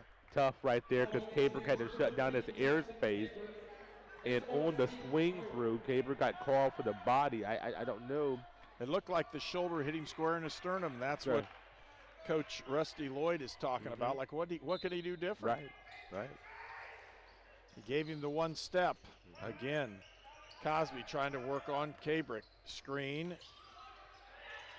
Good defense that time as Hicks helped out on the screen. Stamen drops that shot down, and a really nice job by Michael Stamen. Stamen is a young man that is going to have open opportunities today as they double Cosby. 3-point shot up and good, and they're going to call the foul after the shot. Wow. Foul was going to be on Keegan Owen, 6'1" junior from Indianapolis, is going to have a chance for a 4-point play here. You don't see that very often. And the basket went in. He has one shot. They said it was on the shot. I thought it was after. And that's probably the difference in what's going on. Entering the ball game for the first time today, number 21 is Sam Nunn, the freshman from Hamilton, Ohio. Sam Nunn has emerged out of this rotation in the last several games, providing a spark a few games ago, and has continued to get minutes since. Lane violation, but it won't matter. He only needs one opportunity. Chaplin sticks that one in. It's 15-11. Rose-Hulman with the lead. Almost stolen away by Duff, and he getting it in there. Tough one right in your eyes. He tries to put it in and taken away. Nunn with the basketball. Lead opportunity for Rose-Hulman on his secondary break. Duff. Got to be a call. Wow. Something happened there twice, and he couldn't get away with it. The screen out by Bruns gives him the rebound. Bruns, the left-hander. Stamen looking at it again. Bruns at the top of the key, and that should be a foul. They're pounding on each other pretty good, and Hicks just takes it away from him. He did. That was clean. Well, we're getting both ways, so at least it's not one-sided. Both teams are getting away with a lot of you just have to adjust to it. Play through contact right now is what you have to do. K-Brick cross court, diagonal, open look for Duff. He didn't take it. Yeah. Could have taken the shot. That's not the shot that he really wants to take, though, especially early in the shot clock. He wants to be a driver. Bluffton knew that, gave him a little space. Just shuffled his feet before he put it on the deck. 15-11. Rose-Hulman with the lead. 12:30 left to go in the first half. Chad Frey into the ball game, I think, for the first time for Bluffton. Good post. Tough, and it's stolen, but they're going to call a foul on Bluffton. That's a tough foul to call, and be honest with you, Herb. Trey Clemens did a great job getting post position. Duff, with the double team down low, did a great job as well. You know, ball was on the deck, both guys going for it. I didn't see a whole lot of a call there, but the tough one, either way, it's a tough one. And I like the effort. Talked to Chad Fry before the ball game. A couple of those guys were standing around, and boy, that would have been dangerous. Sam Nunn wasn't looking at the ball when he's throwing it inbounds. He got his hands on it, and no worse for the tear. Again, Duff, feed inside, had an open look for three. K-Brick pumps up, takes the 15-footer, can't get it. Rebound comes out. And again, it's Cosby. Stamen. 34 is Nolan Finch. Into the ball game for Bluffton. 6'7" out of Toledo, Ohio. Finch open on that baseline again. And Luke Jurich is in the ball game for Rose-Hulman, and everybody tipped it. The only problem was they were both Bluffton guys. It'll be Rose-Hulman basketball. Timeout on the floor. 11:31 left to go when we return for more action on Indiana Sports Network.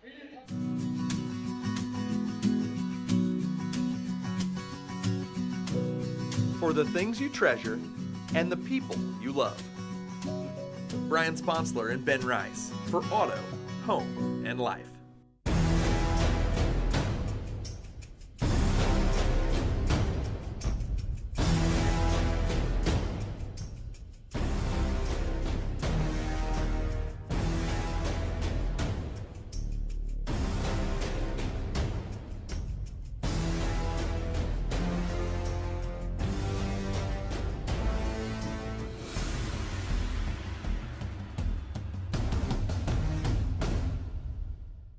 Hi, welcome to Sonic. Can I take your order? One red, white, and blue slush float. I'll get the slush.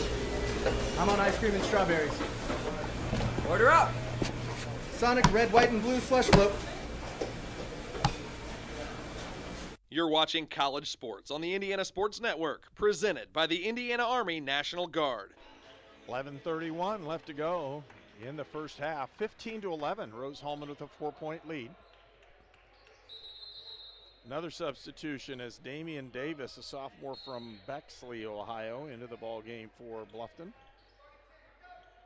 Both of these teams have 10 players who average 10 minutes or more. So we're going to see lots of bodies here in this game today. Duff trying to cross over with the drive. Floater down the lane. Can't get it. Rebound. Vuk Zurich had a shot at it and tipped it around. Just couldn't hold it down. Well, Duff usually knocks that shot down. It was a good look. Trying to run Cosby off of those screens and is not able to do as much as they'd like. Outside shot, open look, three-pointer, can't bring it down, but Terry Hicks does for Rose-Hulman. If Bluffton keeps running that offense, they're going to get good looks. They've got to stay patient and stay with it. They have so good, their movement is so good that they're going to get good looks. It's a matter of time. Sam Nunn trying to use the screen, does, kicks it back out. Kabrick. Late shot clock, 8-7. Nice pass in the corner, open for three is Duff. He can't nail it. Ball's tipped down. It'll be Bluffton basketball. When you look on the floor right now, Rose-Hulman doesn't have any what you would call true shooters. When you look at who we would look at right now. So Duff in the corner, it's a good shot. When you're late in the shot clock, you got to put it up. Just couldn't not drain that big corner three. Again, shot up and no good. Rebound, Zurich. And this is a game where Vuk could get down on that low block and really cause some problems for somebody. The one big thing you watch, you look at the roster for. Now, there it is. And he missed the shot. Hicks with the board, and he'll go to the line. Bluffton doesn't have the height that a lot of the teams do in the conference. They got guard play. They can play pretty well. They're just solid in fundamentals, but you really got to have an inside presence, and right now that's one thing the Beavers miss. They do, and when you look at a couple of guys that are on the bench right now, Ringer and also Clemens, those guys move very well, and they have decent size, but they are both 6'3", 6'4", as opposed to maybe 6'5", 6'6". If they had a couple more inches, those guys would be really effective for Bluffton. And into the ball game again, 42 for Rose-Hulman, and that's Miles McGowan. There's one of the freshmen you talked about earlier from Indianapolis, and Miles has played some quality minutes for Rose-Hulman this year. Watched that kid play in high school for a number of years. Boy, he just needs, once he gets his opportunity, you're going to watch out. Davis trying to get the ball. They get it to Cosby. That's who they want to have scoring the basketball. With a drive, shots up, no good. Rebound comes out to McGowan. Kabrick passes it up to Duff, and they've advanced the ball. Duff from 15 feet, got it. That's what he likes. He likes that 15-footer, Herb. He's more of a mid-range guy. 19-11, Rose-Hulman with the lead. Damian trying to work on Nunn, and he just dribbles it out of bounds. Yeah, just nothing doing right there. Is a Nunn in good defensive position, forcing baseline, and just an unfortunate turnover for Bluffton. That's turnover number 4. Rose-Hulman, see if they can make this a double-digit lead now. You don't want to let up. You got to keep the hammer down, keep the pep down. Try to get this to a double-digit lead. Sam Nunn with the basketball. Working off those screens is Samvit Ram. He's open for three. He thought about it, didn't put it up. Ball outside to Duff. Duff with a drive. Pull up, puts a shot up. Vuk Zurich with the rebound. Shot up and good. And that's where Vuk is going to have his game, is inside today. Just too strong, too big, too strong for the lineup that's on the floor for Bluffton. Cosby trying to go one-on-one with Ram, stolen away by Duff. Duff, 2-on-1 break, feed up to Ram. He'll lay it up and in, and it's 23-11. Yeah.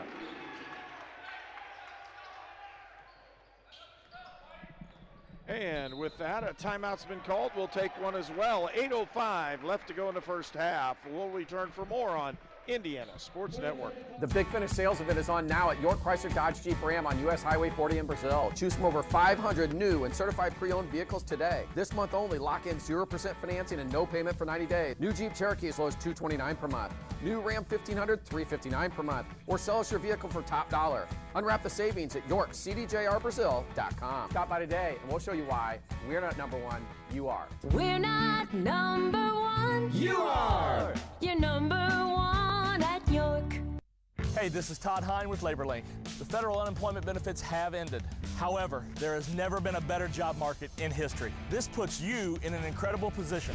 Go to GoLaborLink.com and apply now. We have many jobs available, but they will fill up fast due to demand. Hey, take advantage of the job market and start work right away with LaborLink.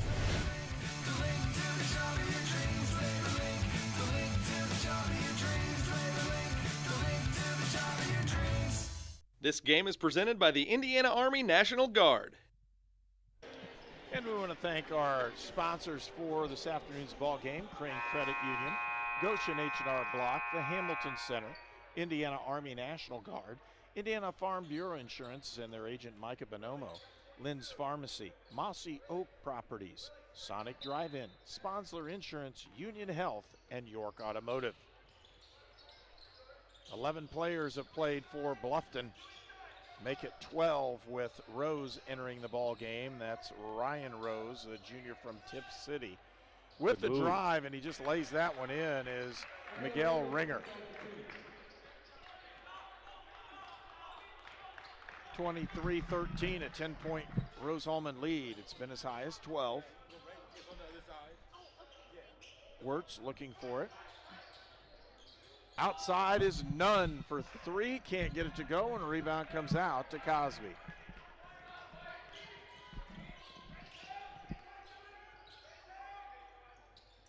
Outside is Stamen. With the drive is Cosby. He puts a shot up. It's tipped out of bounds. Said it went off of Willie Bowman, who entered a lineup for Rose-Hulman. So, you know, I've seen this before for Bluffton getting down around double digits. They fight back. So let's watch the next couple of minutes for Bluffton to get a couple of good looks, get right back into this basketball game. Wouldn't be surprised. Bruns kicks it out to Stamen, and they'll start it one more time. Michael Stamen, sophomore guard for Bluffton, trying to handle things. Bruns takes a shot up, can't get it. Rebound comes out to Rose-Hulman, and an official time as Sam Beat had a little injury there. Coming down a little gimpy. Yeah. Going over straight over to the trainer. Yep, went over, and they're checking him out, and it looks like he'll be all right. Yeah, but yeah. He got beat up pretty good there on that screen that he had earlier in that possession. Bradley Harden, who's gotten a lot of playing time here in the last few weeks, just defensively plays very hard, gives him a chance to play. Cross court, Harden open, pump with the drive, floater, can't get it. McGowan, and McGowan should have shot that when he does, and he finally gets it to go up and in. Miles McGowan for two. This is such a large frame, especially for this game. Miles McGowan. Down inside, kicked outside, and again, Bluffton moving the basketball well. They just don't have that size or bulk to try to pound it inside. Bruns turns around, hands it off, and loose ball on the floor. Everybody's after it, and Wirtz ends up with it. Shot clock violation. Chaplin and Willie Bowman was on the floor for a long time, and they almost stopped play. Inside, they're going to give that one as the hold.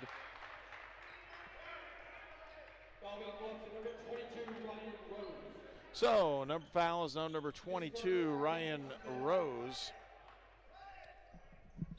Rose-Hulman with the basketball under their own basket. 5:50 left to go here in the first half. McGowan Just doesn't have enough oomph to turn the corner on him. Not yet. Willie Bowman pushed away, got lucky with that one. McGowan in the low post. Kick out, nice pass. Cut. Good cut by Harden and a great pass. Give Harden the assist and Wirtz the basket. That's great teamwork right there by the engineers on that possession. Stamen they're still trying to get the ball to Cosby. When Cosby runs by, there's at least two guys step out towards him every time. You see the matchup right here, though? Was a Chaplin on him? Yep. Okay, just isolate him. I wouldn't, just like that. Shots up, elevated, no good. Rebound to Chaplin. Have some numbers. Chaplin looks at it, pulls it back up, Wirtz. Again, Chaplin for three, squares up, got it. That's Max Chaplin for three. Second one of the game. This is a young man that can flat out drain it. 30-13. And Rose-Hulman came to play today. Stamen for three. He'll put the shot up, no good. Rebound to McGowan. Harden will walk the ball up the floor at 4:30 left to go here in the first half. Trying to get the double screen. They're trying to isolate on the inside. They give it to Wirtz on the low post. Wirtz, cross-court pass. Chaplin open for three. Ooh. Really good offense. He just couldn't get the shot down. Yep. Again, 30-13 is our score. Rose-Hulman with the lead. A lot of screens, a lot of shoving in those screens going down through the middle of the lane. Bruns to Stamen. Cosby, and that's who they want to go with. Yeah, no screen. No screen. No. They go the screen, it just slows everything down. Oh, my goodness. Oh, it's a block. They're going to call it a block. No. He was well outside the circle. McGowan, and they say he slid underneath, but there wasn't a shot. If there's not a shot and he slides under, that's nothing. So there was not a shot on it. Timeout on the floor. We'll take one as well. Rose-Hulman leads 30-13. Here at Moss Hill Properties, Indiana Land and Lifestyle, we know dirt. Last year, this piece of property produced 50 acres of beans. It's a little low on nitrogen, and the pH is 6.8. Oh, and they also had cattle on here. When it comes to knowing your ground, isn't it important to have a realtor who does as well? And that's no bull. For all your Indiana land needs, check us out at indianalandandlifestyle.com. We are your Indiana land specialist.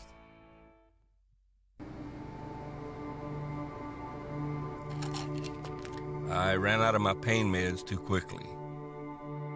I took more and more to get through my day. I did anything to get them.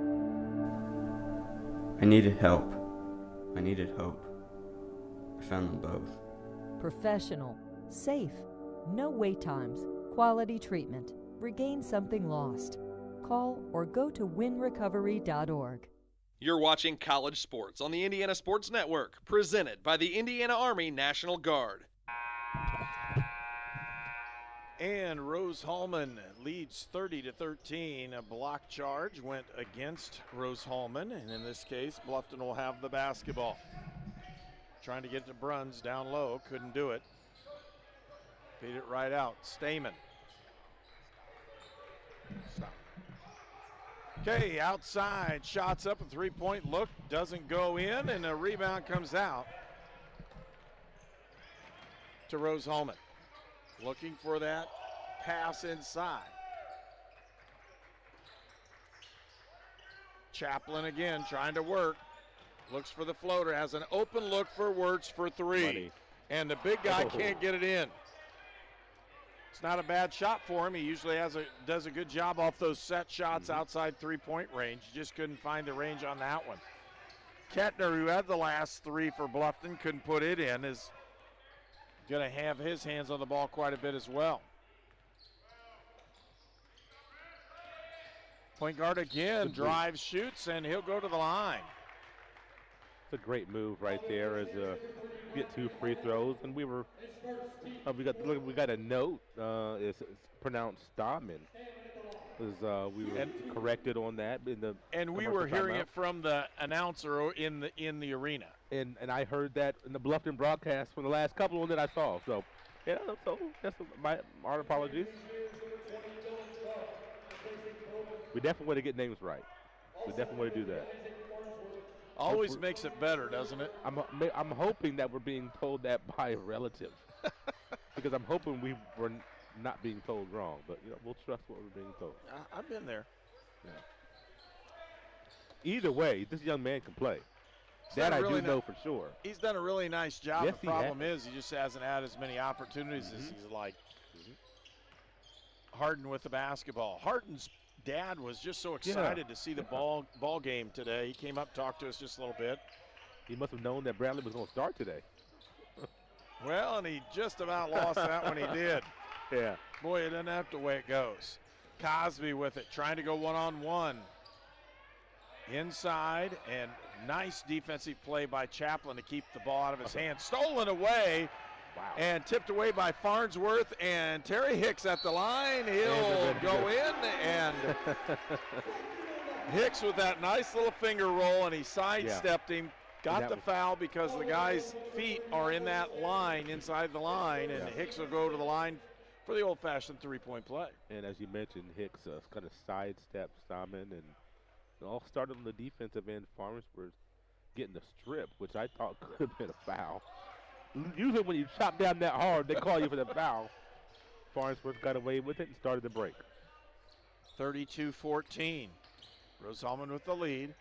Again, nice turnaround. Couldn't get it to fall. Rose-Hulman's played great defense on Jameel Cosby, the leading scorer. Nice move, and doesn't get it in at the end. Just couldn't finish it. Cosby one-on-one with Farnsworth again, and he'll have opportunity as they'll reverse the ball. Stoneman to Cosby. Here's his one-on-one move. He'll go down the lane, and they're going to call a traveling or a held ball. You don't want to go one-on-one on Farnsworth. If you can't, you're not going to turn the corner as easily, and you're not going through him or over him. So that's not quite the matchup that you'd want to get. And then Hicks with the help to kind of provide that wall there. Put it up to Bruns. Cosby is frustrated. You can just see his body language there. And Rose has done a really nice job. There he is again, 2 points. Well, I tell you, it's just a tough customer right now. He's really helping to, keep them in any kind of proximity. Duff. Harden and Hicks. Hicks trying to drive. Doesn't get the job done. Farnsworth pulls up. Got it. Farnsworth loves to go to his left on that little pull-up. Another one of those Fort Wayne products, and this is a young man that is just a tough customer in a good sophomore class. 34-16. Yeah. There it is. They got him loose. Matter of time. Jameel Cosby puts a three-pointer in. 34-19. Now he's got 8 points in the half. About 12 seconds difference in the shot and game clock. Feed inside. Hicks looks. Pump. He's go up, big fella. Puts it up. Can't get it. Yeah, wasn't there. Yeah, boy.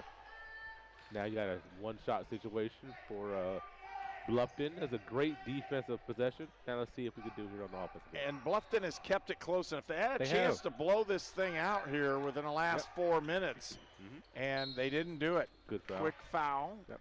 Last one to give. You had one to give. Oh, no, excuse me. That was not one to give. Oh, yeah, it is. Okay, yeah. Yeah, it is. 6 seconds left to go in the first half. Ram comes in for Duff.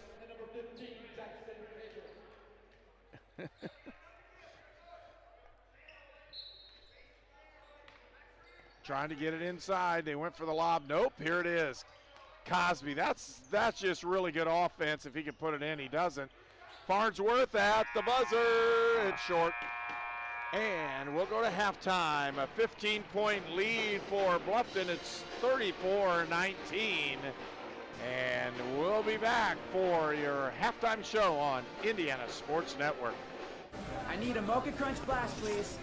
You got it. I'm on the Mocha Fudge. We're gonna need more espresso chunks. Order up. Sonic Mocha Crunch Blast. Gen Z is a stall generation. The news says Gen Z is struggling. I've got news for them. I wait tables, but last week I built a field hospital. I put out a forest fire. I stopped 1,000 attackers. And a natural disaster. I've saved lives. And led a team on patrol. I serve. While I go to school full-time. While I work full-time. The greater the challenge, the stronger we become. Wherever life takes you, whatever stage, anything that you need, no matter the season, getting there together. We are ready when you are. Crane cares. This game is presented by the Indiana Army National Guard. It's time for the halftime report on the Indiana Sports Network. Walt, when you look at this one, you're looking at, again, Rose-Hulman needed to come out and take control of the ball game. They did, but they just couldn't get that lead over 20.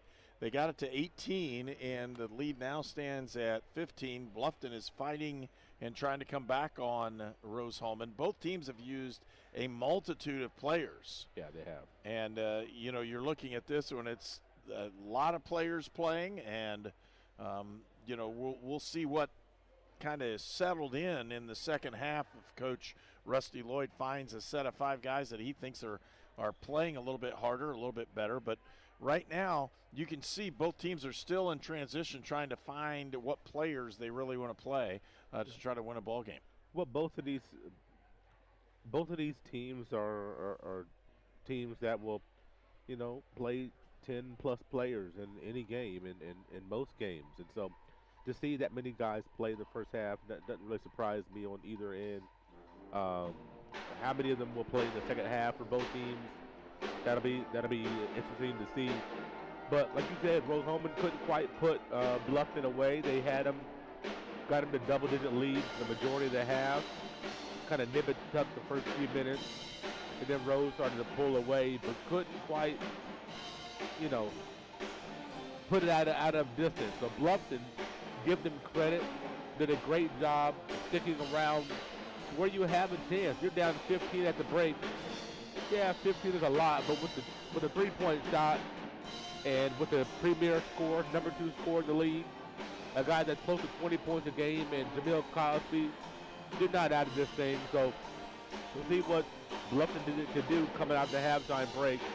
But kudos to them for getting it down to 15, because it could have been 20 to 25. Right. And with that, you could just see Rose-Hulman has played pretty solid offensively. Yeah. A couple turnovers here and there has caused them some problems. They lead in most of the team stats and categories as field goal percentage. Now listen to this, they're 13 of 31. Bluffton is 8 of 22. Huge shot discrepancy. 6 of them are offensive rebounds. The others, you know, by the time you take turnovers and other things into account, Bluffton just hasn't kept up to what Rose-Hulman's been able to do to them on defense. And the 22 shot attempts is well, you got to have that number closer to 30, or if not over 30. 22 shot attempts, you don't give yourself a chance in a game like this, you know, against a road team that can play pretty good defense and scores the ball pretty good as well. Well, when we're looking at this one again, 34-19 is the score. Let's take a look at some of the individuals and what's going on for Bluffton. 4 players have scored. Bruns, Stammen, Cosby, and Ringer are the 4 players who have scored. They only have 19 points. That's one thing that's bad for Bluffton. For Rose-Hulman, they've had multitude of players score. 9 points for Chaplin, 6 for Wirtz. It's 5 for Ram, 4 for Hicks and Duff, and 2 points for Zurich McGowan, and Farnsworth. So you take all of those, and we're having one of the senior cheerleaders recognized right now as again, all these kinds of things happen during senior day, and we're watching them march through those players as well, and those cheerleaders as they get their time as well. And it's been a really good group of cheerleaders in both, and I'm going to say this, football, basketball, these gals and guys step up and really do a nice job. Division III athletics is not necessarily about, anything. You don't get money for this. Right. You do this because you love doing it. And these young people are really outstanding in quality for Rose-Hulman. And a lot of them, this is what they did in high school and maybe even in middle school. You want to be able to continue that, and while you're getting one of the best degrees that you can get, and boy, to be able to, be a cheerleader or an athlete or whatever, while you're getting that degree, is just a fantastic thing. And they'll have one more going through this, and we'll make sure you get a chance to at least see them in our stationary camera here at what's going on. But yeah, it's senior day again. Rose-Hulman lost the first ball game in the women's game we had on for you earlier in a 74-61 score, and that doesn't knock them out from hosting a tournament game, right. But hopefully they can win a few more ball games and be able to host as a third place team and not the fourth, because the fourth place team, if you win, has to go up against the number 3 team in the country, and that's not fun for anybody. At the same time, the men's game here, Rose-Hulman has a chance. They're right now third place in the conference. They're going to play ball games later on, which are going to come into to give them an opportunity. Listen to this: when they play Manchester this next Wednesday night, then they're at Defiance on Saturday. Tuesday, that following Tuesday, they go to Anderson, and then they play Franklin. And if you look at the teams that are in the top, you've got Anderson and Manchester and Defiance are all around Rose-Hulman. They have a chance to do some damage with their schedule. If they can win the next few ball games, they could host with a second or third place finish in the conference as well. Man, that's a big if, because those are some tough games. Yeah, they are. When you're looking at Manchester, Defiance, Franklin, Anderson, man, those are tough games. And one thing, you look at that, the last game, that Franklin game is here, and then the first one, Manchester, is here. So you end here, you start here and you end here, that 4-game stretch. So that's good. But man, going to play at Defiance, you see, as a team, they beat Hanover early, a team that can really get up and down and go. And Anderson, raucous crowd, going to get over 1,000 people there every night. For Anderson men's basketball, leading the league by far in home attendance, playing good basketball, and just beat down Hanover just last week. So these are 4 really tough games to finish the schedule with. If Rose can get through that, boy, you got to win at least 2 of those games. Win your home games. I'm focused on that. Win your 2 home games and do what you can on the road. Those are 4 really tough games. I'd love for Rose to be able to go 4-0, but man, that's a tough stretch. We're going to pause and come back at halftime. And again, it's 34-19, and you're watching Rose-Hulman basketball on Indiana Sports Network. If I crave something, I have to have it. Well, so what are you craving? Like, what do you crave? Attention, apparently. Look at him all sitting in the middle. I know, right? It is really awkward. You just chose to sit there. Sonic Crave Cheeseburger. At Lynn's Pharmacy, we're more than just your pharmacist. We're your neighbors. Our kids go to the same schools. We eat at the same restaurants. We sit next to you in church. When I listen to a symptom. When I fill a prescription. When I offer advice, I'm not just helping a customer. I'm helping my neighbor and a friend. My name is Lynn Hofstadter, and I'm the proud owner of Lynn's Pharmacy, a modern pharmacy with old-fashioned values and personal service, dedicated to keeping you, your family, and our community healthy since 1872. Here at Lynn's Pharmacy, downtown Brazil. This program is a copyrighted production of Indiana Sports Network and cannot be shown, reproduced, or redistributed in any way or in any form without prior written permission from Indiana Sports Network.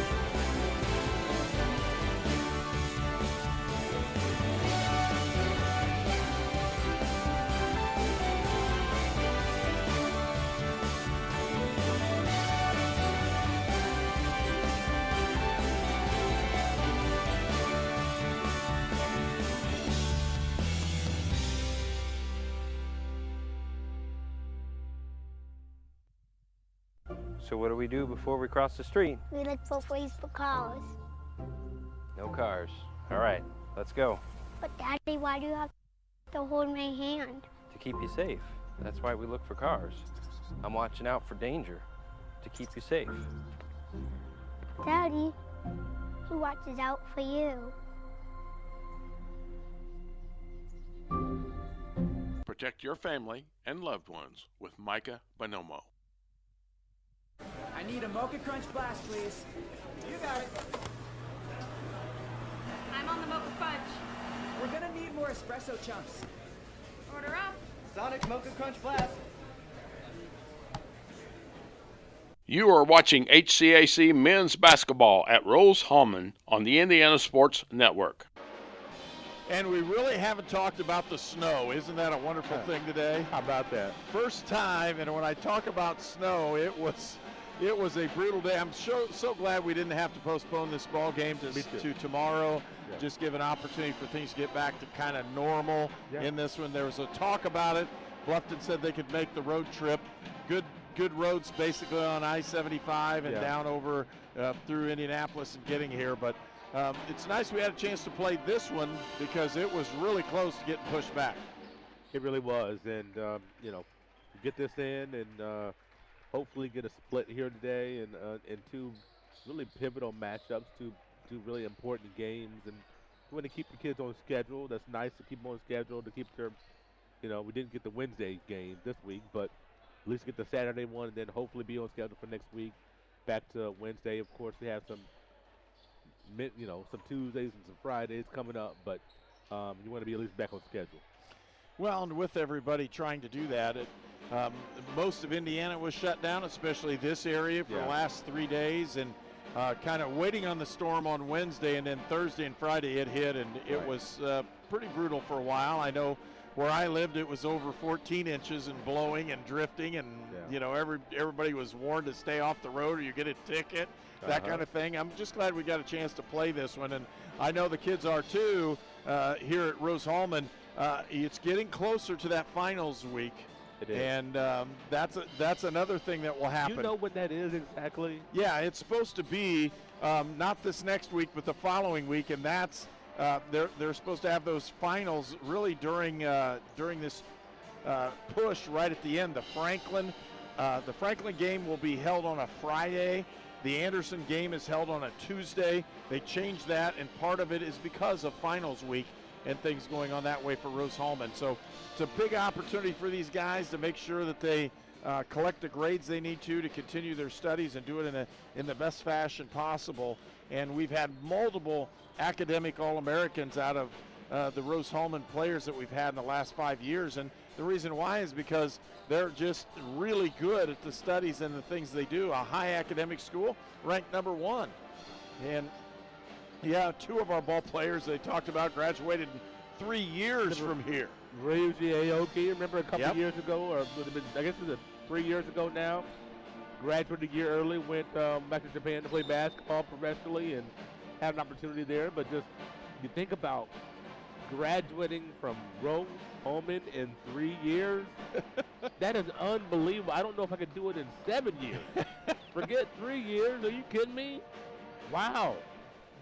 Big opportunity for Rose-Hulman to pick up a win here today. 34-19 is our score at halftime. And coming out of that break, Rose-Hulman will end up with the basketball. And how about, I'm sorry, Herb, but how about this is the second game in a row where we have fans back in the stands. I just want to say that again.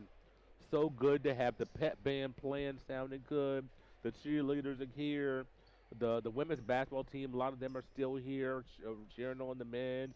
You have families here for senior day, and just a great atmosphere here in the Holbert Arena.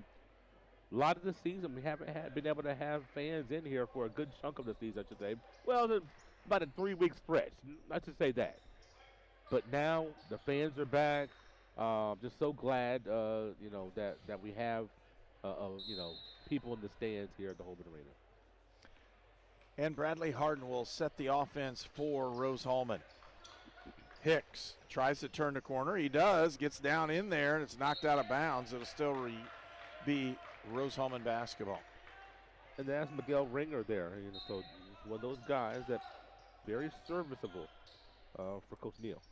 Hicks from 15 feet, got it right in the corner. Terry Hicks, it's 38-19.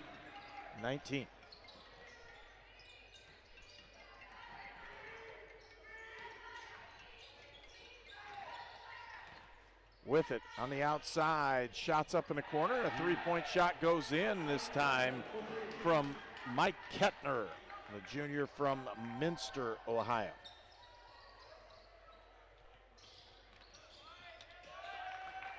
Chaplin. Max coming off the screen. Wirtz, kick out. Ram, nice look. Harden for three. Doesn't get it. That's really good ball movement. Yeah, it was. We've seen multiple possessions today where we had really good ball movement for the Engineers. 36-22 is our score.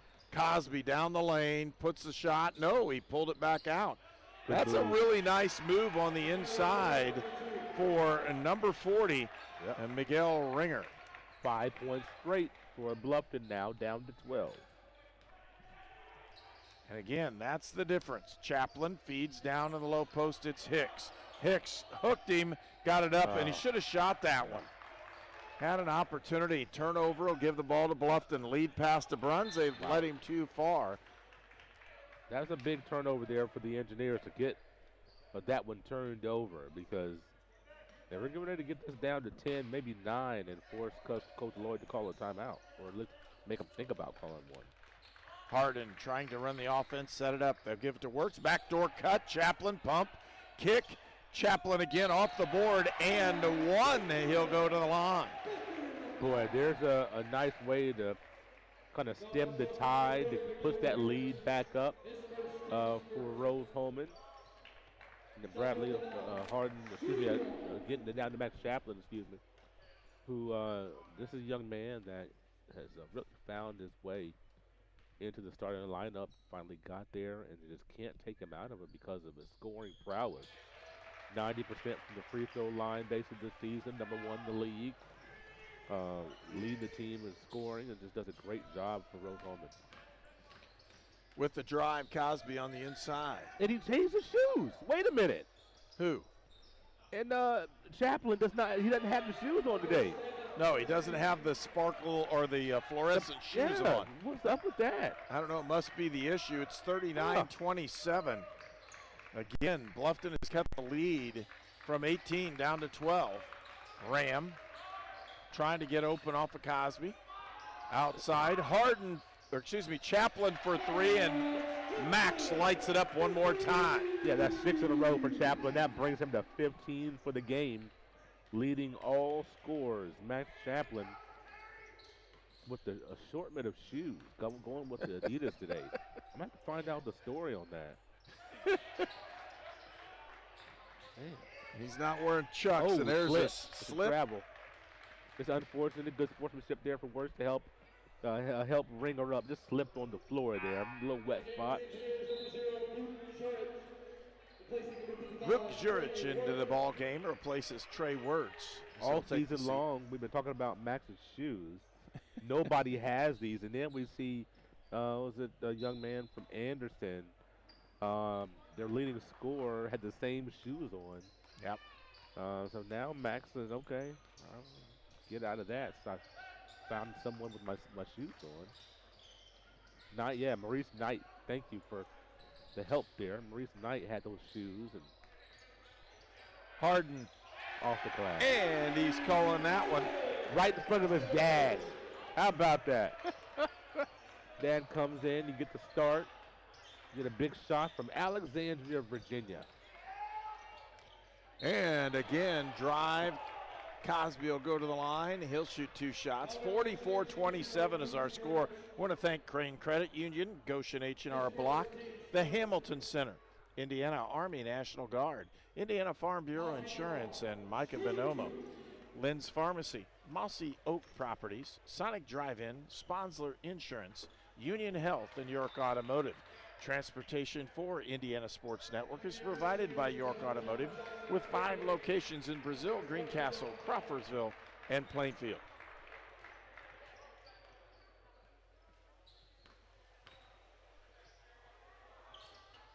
Cosby doesn't get that one. Rebound comes out to Duff. Duff into the ball game. They're going to feed in. Oh, he should have just gone right up and taken that one. Zurich doesn't get it elevated enough, and it goes off the bottom of the rim. Duff fed him so well. Inside, they'll get the foul and almost got the bucket in as a nice feed, and Miguel Ringer will go to the line. He'll shoot 2 shots, and that was a really nice feed by Jameel Cosby. Ringer is a young man that you could just tell is he is not afraid of contact and dishes it out, can take it as well as he's short on that free throw. When you look at Ringer and then Duff, you just watch these guys with his good hair, head of hair flowing all over the place, man. Ringer gets a second one. That wasn't what I was looking at. I was looking like he looks like he could play like some kind of a linebacker. I agree. He's got the size and the athletic ability to do it. Mm-hmm. Ball rotation. Kabrick feeds. Zurich down the post. He doesn't have anybody. Cross court, gives it up. Duff on the drive. In the middle of the lane, fadeaway, can't get it. Rebound. They're going to call a foul. They say Zurich went down because of a foul.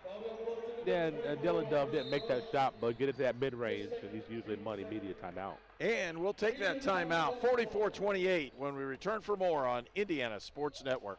It's tax time. You need a professional with decades of experience. You need Goshen H&R Block. Nothing is more important than getting your taxes done quickly and correctly, up close and personal, by people you know and trust. This year, get answers to all your questions and your taxes done right by Goshen H&R Block. This is Sue Goshen from your locally owned H&R Block in Brazil. Walk in, make an appointment, or drop off your documents, and we'll tackle your taxes while you're away. Treatment for those with mental illnesses and addiction issues has evolved over the years. In the late 1960s, Indiana's mental health system began to take shape. From 1971 to 2021, Hamilton Center has touched the lives of thousands of people in central and west central Indiana. We are committed to the latest therapies to improve the quality of life for those with mental illnesses. Treatment works. Recovery is possible. And thank you, Indiana. This game is presented by the Indiana Army National Guard.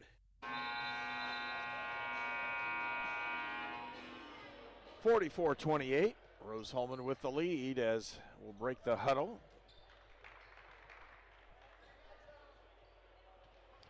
And Rose-Hulman will take possession of that basketball. Jackson Kabrick will throw it in for the Fighting Engineers.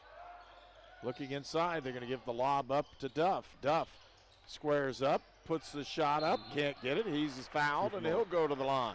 Yeah, he just got from that cross match from a couple of screens there. Cosby just can't cover Duff down there in the post. And Duff knew it, went up strong, gets 2 free throws. Dylan Duff puts the first one in. Duff, a young man from Fort Wayne with Snyder, one of those couple of young men from Snyder that we have in our sophomore class, along with Isaac Farnsworth. 46-28, Rose-Hulman with the lead.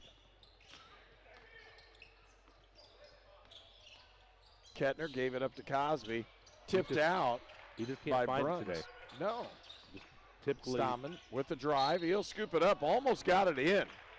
Typically, that's a shot. Top of the key is going to go down for Cosby right now today. Just 3 for 10.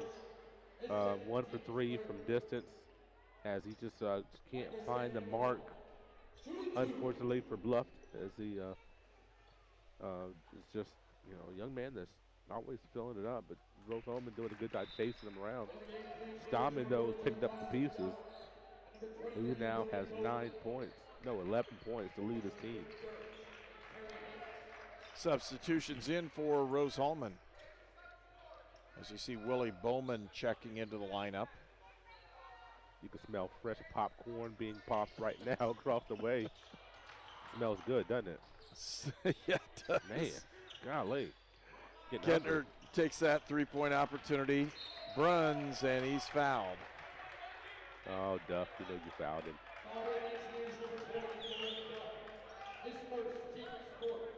Oh, there's sometimes where you don't even lobby. It just weakens your voice for the next time. You know, there's an obvious foul there by Duff. Cosby out at the top of the key with it. Gives it up. Stammen. Bruns. Cosby feeds down inside, and the big fella with the shot can't get it. It's tipped out of bounds. Guess who? Yeah, I'm really surprised that Cosby gave that up. I know that he's not on today, but him having a step at the elbow is a better shot than anything that he's going to get after that. So I'm really surprised. Now with just 2 seconds on the shot clock, no, they put it back up to 20. Okay. Gave a warning on Duff for something. Well, might have talking too much, possibly. Outside. Cosby on the baseline. He doesn't take that shot. Kettner back outside again. Stammen working up the screen, lost it with the drive, and there's a foul, actual one, as Bowman hammers him pretty good, and Miguel Ringer goes to the line one more time. I think Ringer delivered more contact on Bowman than Bowman did on Ringer. I'm not saying that Ringer was off as a foul. He's a physical customer. Whatever contact that Bowman hit, he didn't hardly feel that. Ringer's a tough dude. I agree with you, man. That's a linebacker, right? I don't know what he played in high school. I don't know. Defensive end. I could see him as a defensive end, too. Either one. I was going to say the same thing. If he didn't play high school football, I'll be stunned. He looks like the specimen right there. Good ball movement. Rose-Hulman breaks the pressure. From Bowman Cincinnati also, they love their football there. Chaplin to Duff with the drive. They're going to call the offensive foul. That's a really good defensive play. Now the Duff has got to stay away from the official. Got to stay away from the official right now. Don't say anything. Don't put your palms up. Ringer with a really good defensive play there. Yes, absolutely. Just played down on him and did his job. On the outside. Duff is Kettner drives the corner, got it in there. There's Ringer one more time. Ball's tipped away. Open look for Bruns. He puts it up and in.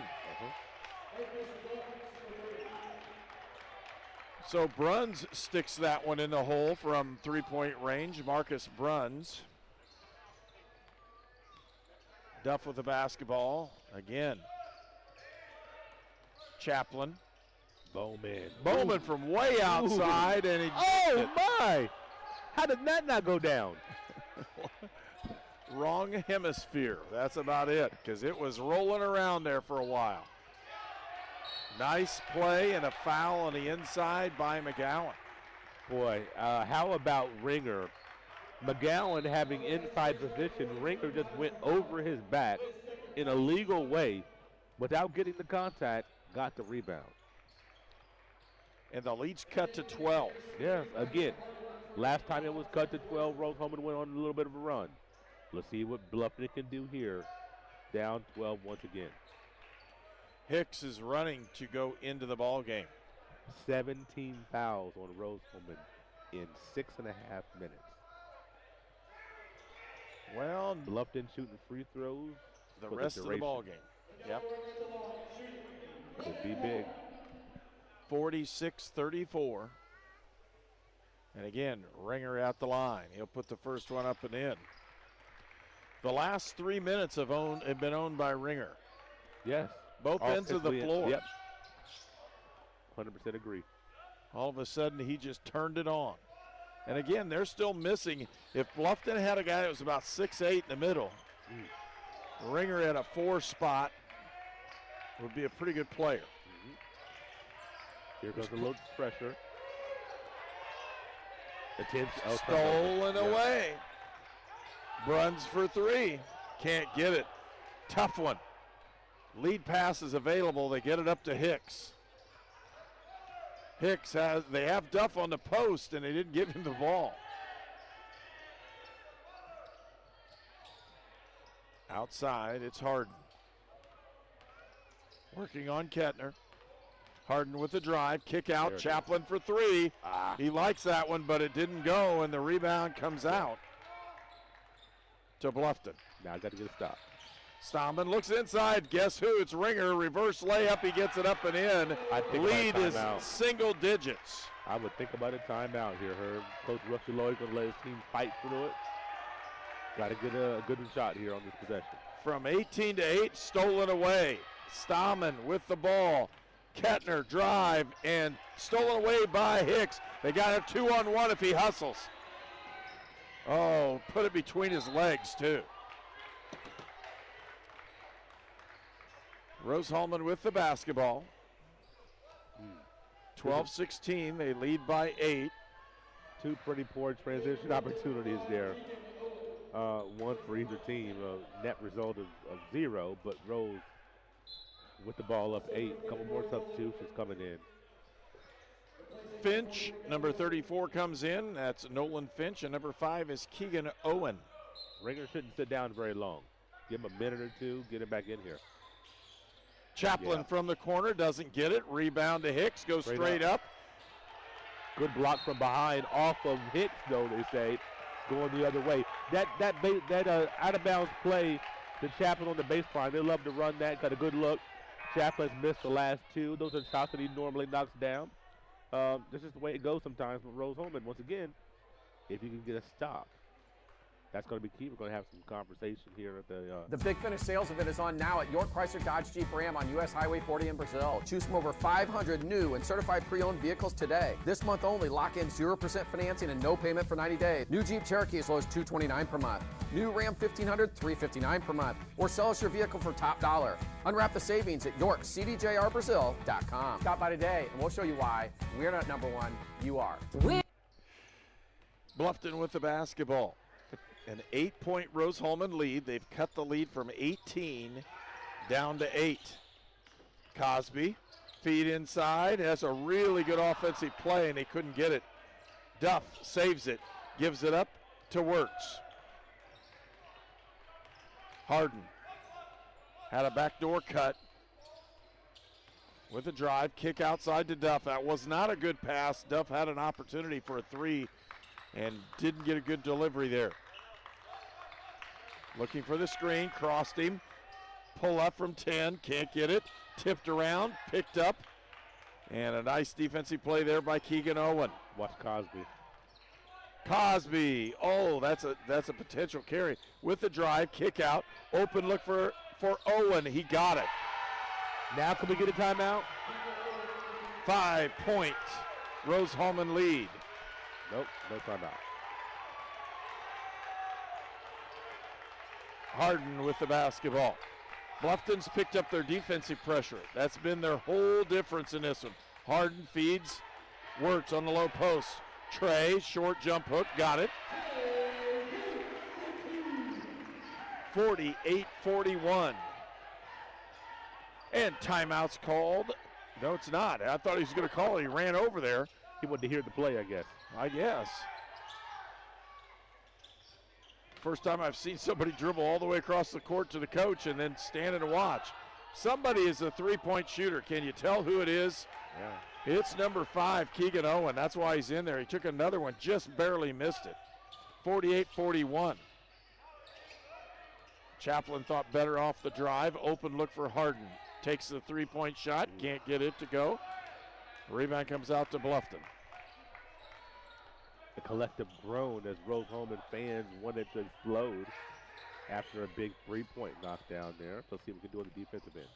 Well, Rose-Hulman has the advantage on the low post, and if they don't take it in this one, something really going on here. Stallman with 10 seconds on the shot clock. They'll give it to their big gun. Cosby, three-point, dead on, didn't get it. Rebound to Bluffton. Stallman with the shot clock being reset. Bruns Stolen away by Hicks. Lost ball. Everybody's after it. And stolen away. Wow. Hicks feeds it up. Chaplin for 2. Wow, what a big turnaround there where it could have been almost a foul with Harden jumping on the back of a player close to that. And ended up getting a breakaway situation for Chaplin. Stahman trying to work on the offensive side. Again, Keegan Owen. There's the guy going down, and they got the block shot, but foul underneath. And with that, a timeout. Rose-Hulman leads by 9 on Indiana Sports Network. Hey, this is Todd Hine with LaborLink. The federal unemployment benefits have ended. However, there has never been a better job market in history. This puts you in an incredible position. Go to golaborlink.com and apply now. We have many jobs available, but they will fill up fast due to demand. Hey, take advantage of the job market and start work right away with LaborLink.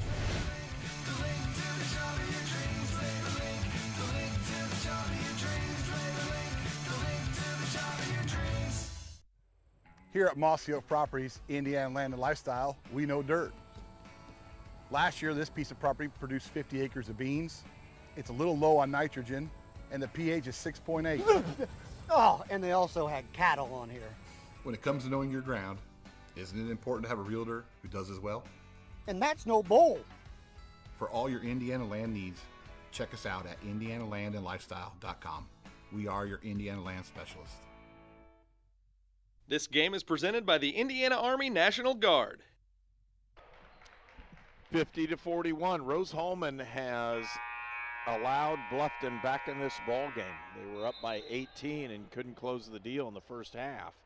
And then 15-16, and all of a sudden Bluffton went on about a 6-0 run here and cut it to single digits. And Bluffton had a chance to knock that thing down to about 3 and couldn't quite get it done. Cosby at the line here. We'll see what he can do. Again, we want to thank the Creighton Credit Union, Goshen H&R Block, the Hamilton Center, Indiana Army National Guard, Indiana Farm Bureau Insurance and Micah Bonomo, Lynn's Pharmacy, Mossy Oak Properties, Sonic Drive-In, Sponsler Insurance, Union Health, and York Automotive. With those 2 free throws in, cuts the lead back to 7. Pressure. Farnsworth to Ram. And they'll try to work it over. They get it broken this time. And they don't pressure you really to turn you over. They don't trap out of that. So to get that 10-second violation earlier, with the turnover earlier, was kind of inexcusable. So Rose to be able to break that and attack pretty much at will. But then it slows the whole offense down. Which is what Kick they outside. Chaplin had a chance early. Backdoor cut inside. Zurich for 2. Good ball movement really late in the shot clock because, again, the pressure helped start the offense late. Cosby for 3. He got it, and the lead's cut down. And again, this is going to be interesting here, Herb. It's getting close, and we're going to see a really good ball game here at the end, it looks like. Kick outside, Ram for 3. Doesn't get it. Rebound, Ram with the drive. He could have had a chance. Chaplin for 3. He'll take it. He doesn't get it. Tipped out. Ram with the drive in the corner. Can't get it. Rebound Zurich. And they're going to call the hold underneath. Yeah, on the floor. That was going to be on the floor as you had multiple opportunities there for Rose-Hulman using their size, thankfully, to get those offensive rebounds. And we have another timeout. And a timeout's been called. We'll take one as well. You're watching Rose-Hulman basketball on Indiana Sports Network. Home. It can be the family farm, a small town, or a busy city. But wherever you call home, we are where you are.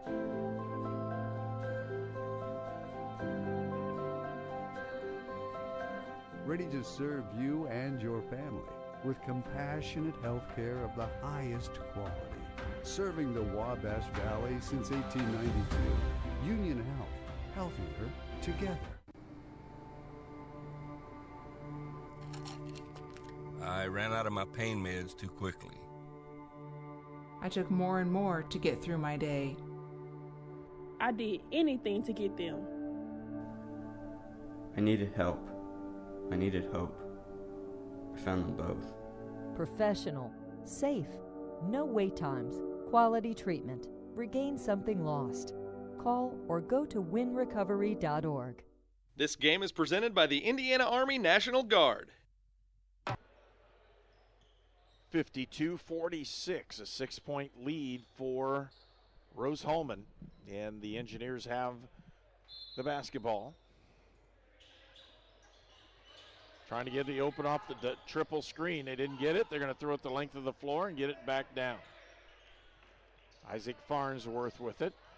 Set it up. Give it to Harden. Harden looks to drive, kick out, open look for Farnsworth. Chaplin for three. Can't get it.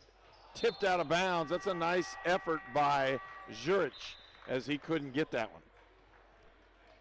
And another possession defensively for Bluffton where they excelled. They kept Rose off the board, and they just battled and given themselves opportunity after opportunity. I told you I did not want Rose in a situation where they have a one-possession lead in the last few minutes. That's what we're trending towards here today. Ringer fade away, got it up and in. God. You're joking. I want to see that. You give him 10 more opportunities, he doesn't hit the rim on any of them. I no way. Hey, I kind of mock him in fun there. But when you get fouled, you throw the ball up to the rim. The worst thing you can do is get 2 shots out of it. That's exactly what he did, exactly what he's supposed to do. And because of that, he got a 3-point play. And good offense. One possession lead for Rose-Hulman, 52-49. Ringer with 14 points on the afternoon. Ram gives it up to Chaplin. Tries to turn the corner. Harden, 10 seconds on the shot clock. Got advantage. Ram down. Puts it up. Samvit Ram. Oh no, Cosby is hurt. I don't know if he rolled an ankle. He is hurt. He's struggling over there. Struggling to get up. And everybody's going to come and look. And I'm going to say this. It sounds real. You want it to be an ankle at this point. Yeah. You don't want it to be a knee or anything that direction. No, Substitutions are in as well, and the trainer's out. We're going to take a short break, and we'll be right back. You're watching Indiana Sports Network. At H&R Block, tax time is our favorite time of year. It's when our tax pros get to do what they love the most, help people.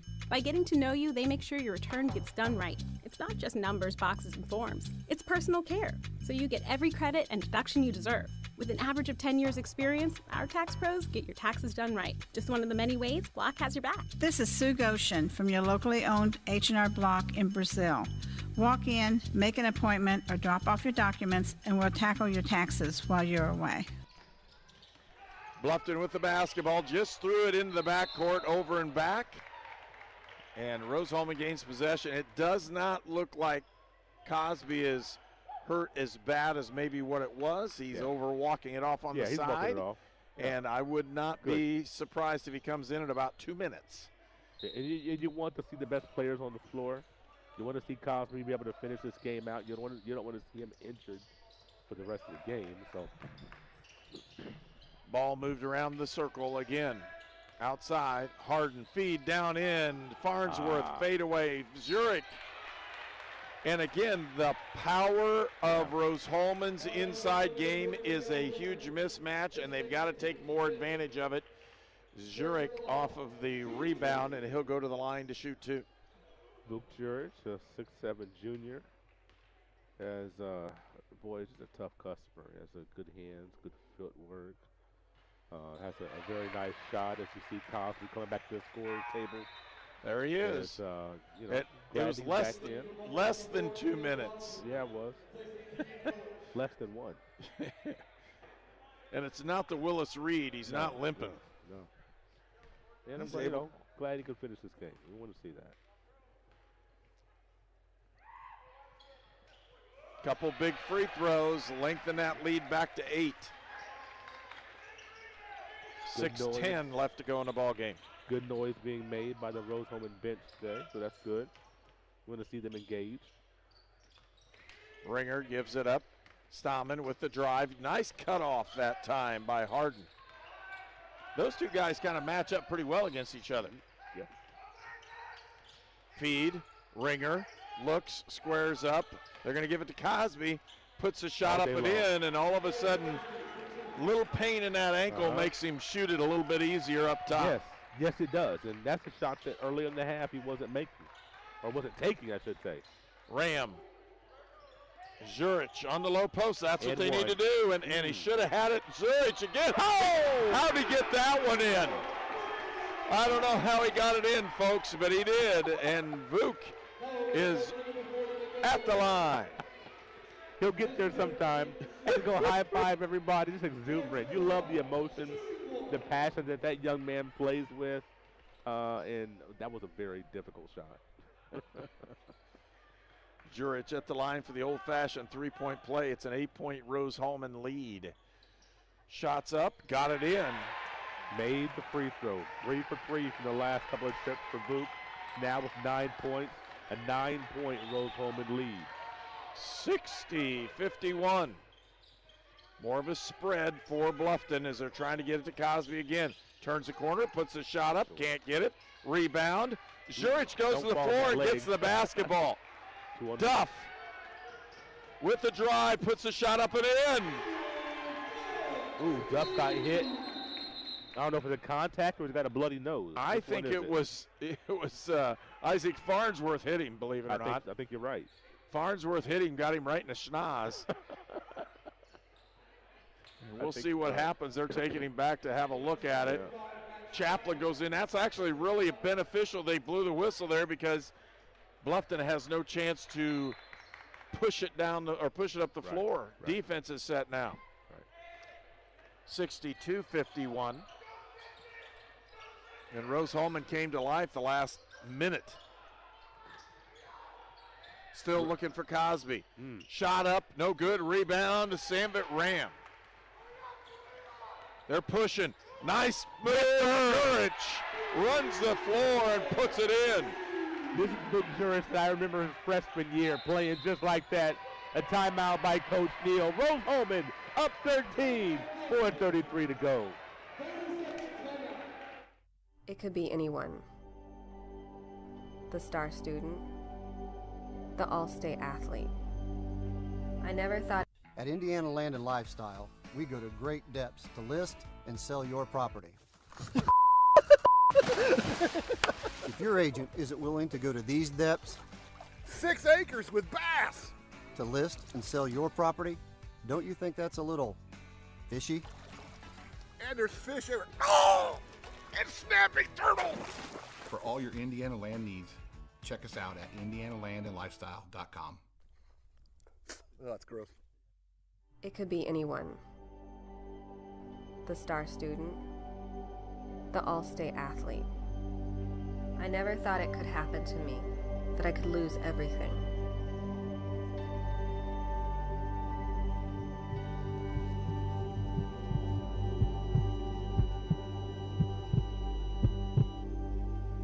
I found help, I found hope, I found recovery. I regained something lost. You're watching College Sports on the Indiana Sports Network, presented by the Indiana Army National Guard. 64-51. Vuk Jurich off the bench with 11. Second player in double figures for Rose-Hulman. Chaplin has 17.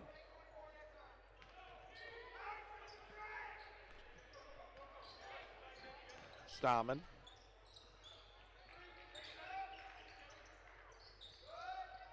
Kettner back outside to Bruns for three. Puts it up, can't get it. Block out, gives Ram the opportunity for the rebound. Chaplin.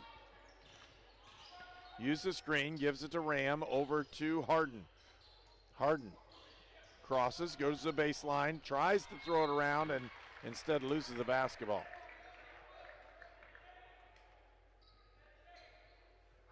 Four minutes left to go in the second half.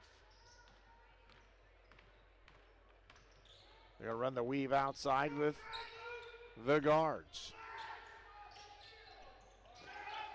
Bruns again puts a shot up and in. Finally got one to drop there. They've had a number of shots that just, rim out lately. 11-point Rose-Hulman lead. 3:35 left to go in the ball game. Ram uses the screen. Had an open inside. Good ball reversal. Chaplin open for three. Can't get it to go. And the rebound comes out, and they're going to call the foul off the rebound. Yeah, good fight by Cosby to crash down and get that rebound.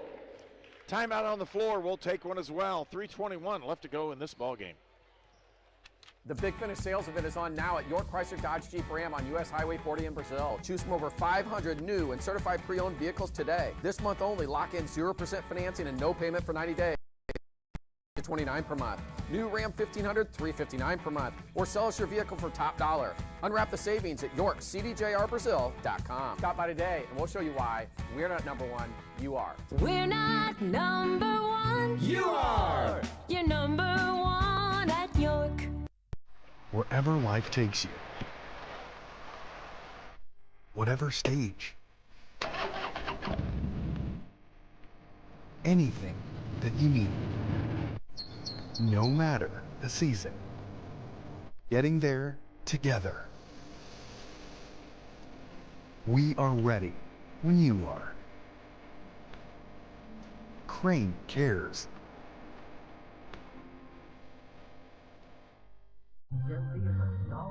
The news says Gen Z is struggling. I've got news for them. I wait tables, but last week I built a field hospital. I put out a forest fire. I stopped 1,000 attackers.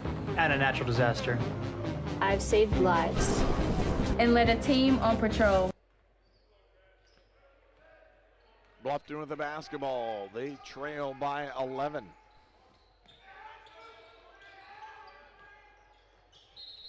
And they're going to call the offensive foul off of the screen. It'll go against Bruns.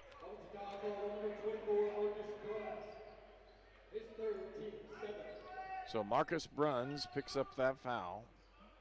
11-point Rose-Hulman lead. The clock is the friend for Rose-Hulman.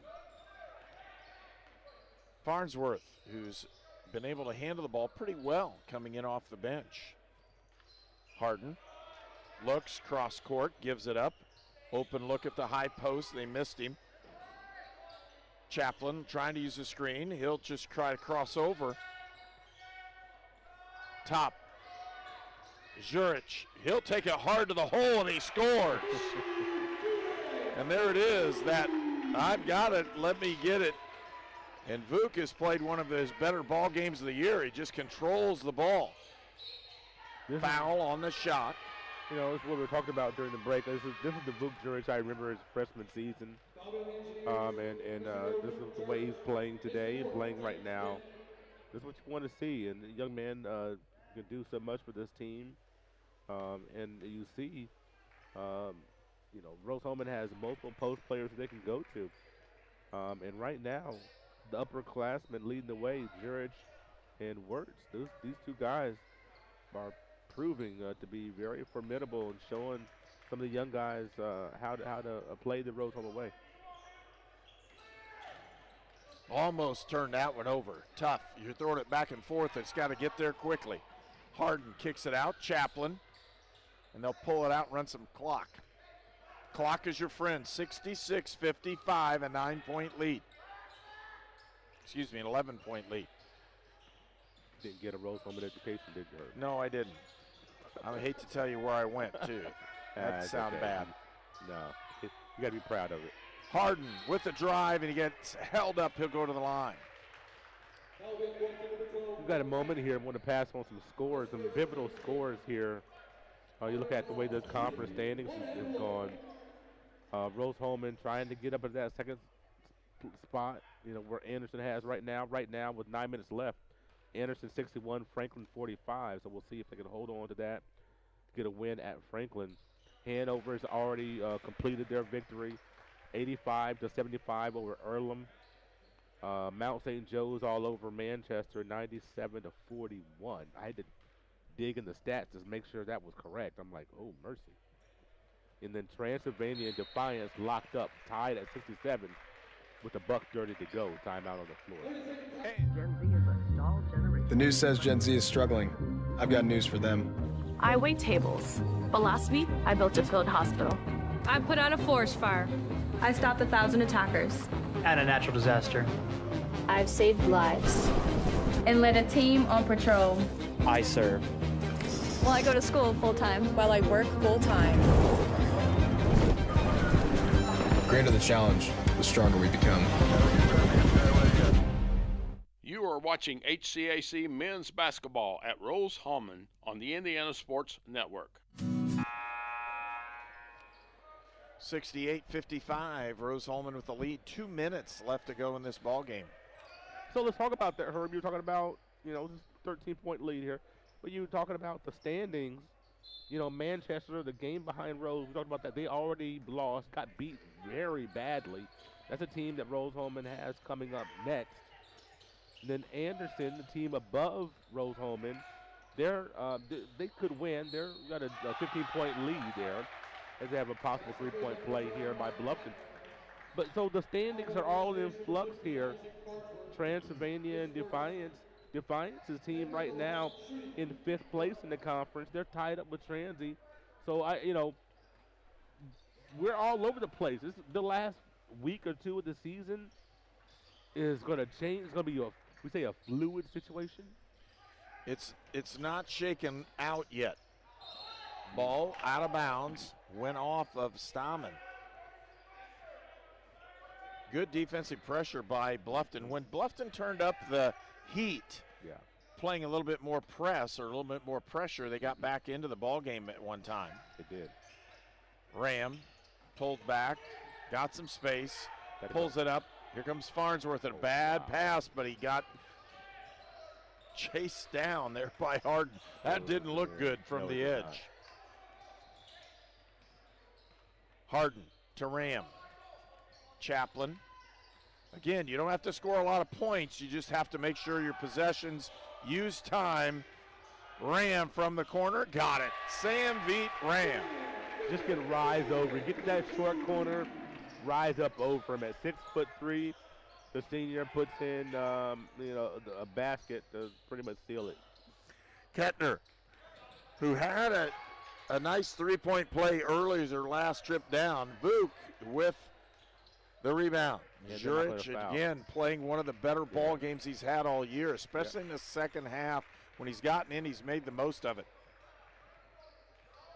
Big win here for Rose today is the team bottom of the conference. You're saying, 1-9, well, Rose should do this and do that.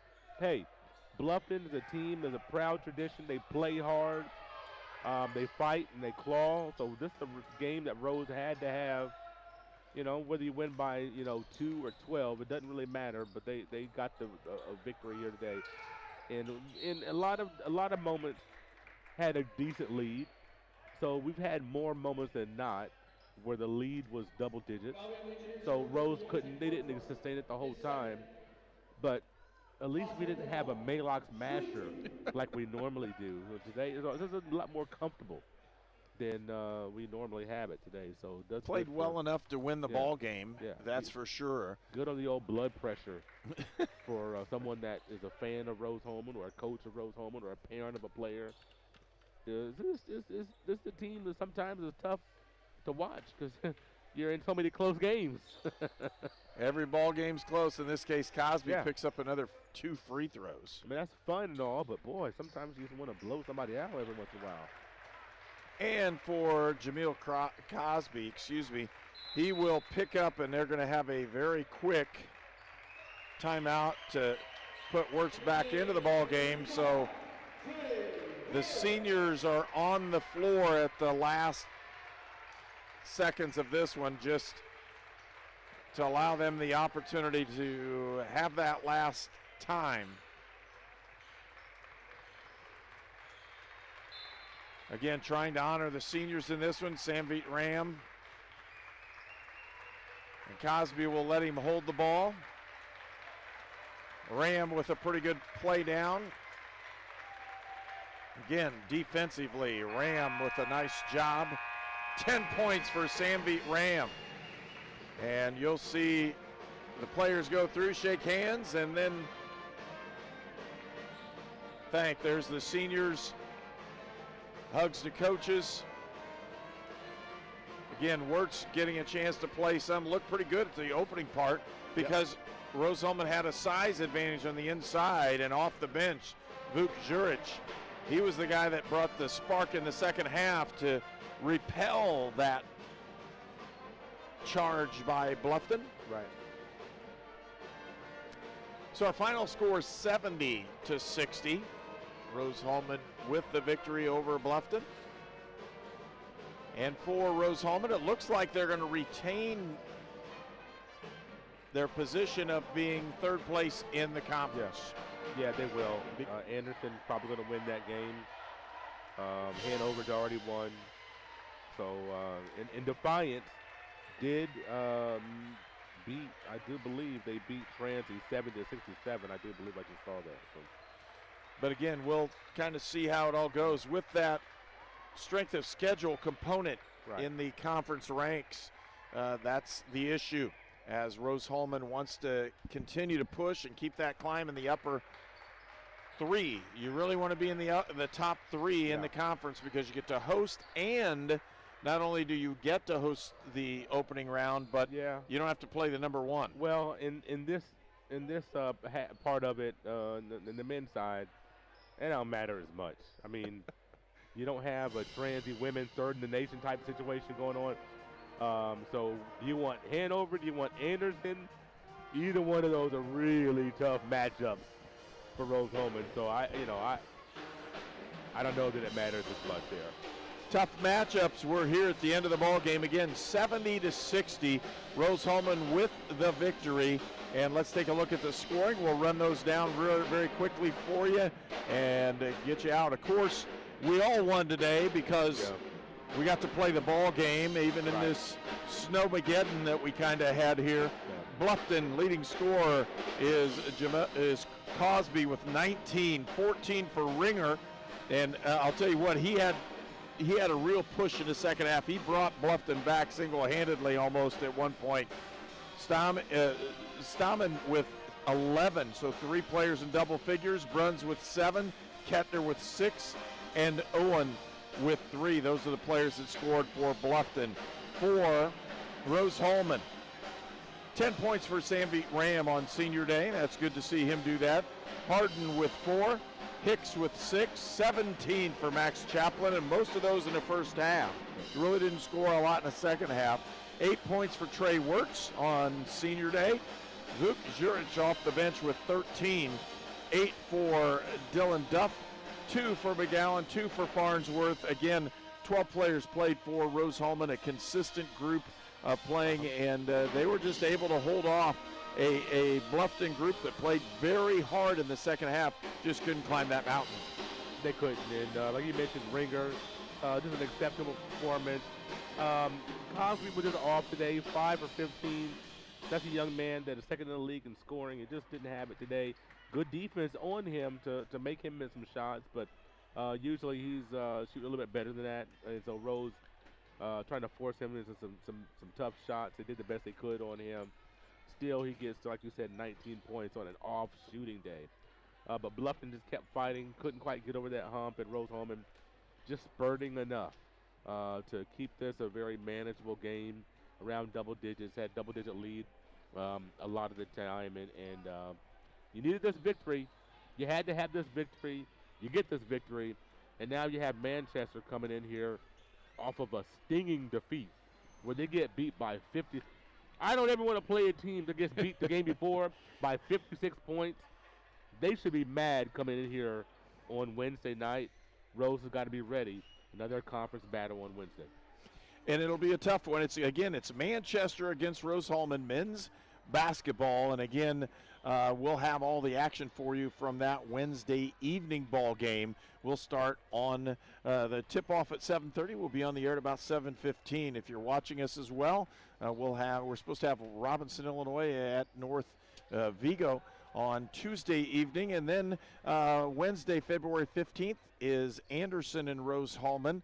And then Friday, again, Franklin and Rose-Hulman will finish out the season on February the 18th. A lot of basketball, and it's kind of condensed here towards the end. That's right. And hopefully Rose-Hulman will have a chance to be in that top four, host a ball game here in either men's or women's, or both. Yeah. As it looks right now, they both are in position to host part of the tournament. The tournament was expanded to 8 teams instead of 6, and that's why that will take place. Again, we're glad you joined us.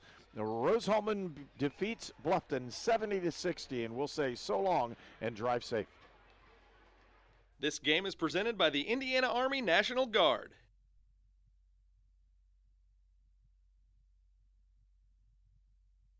This program is a copyrighted production of Indiana Sports Network and cannot be shown, reproduced, or redistributed in any way or in any form without prior written permission from Indiana Sports Network.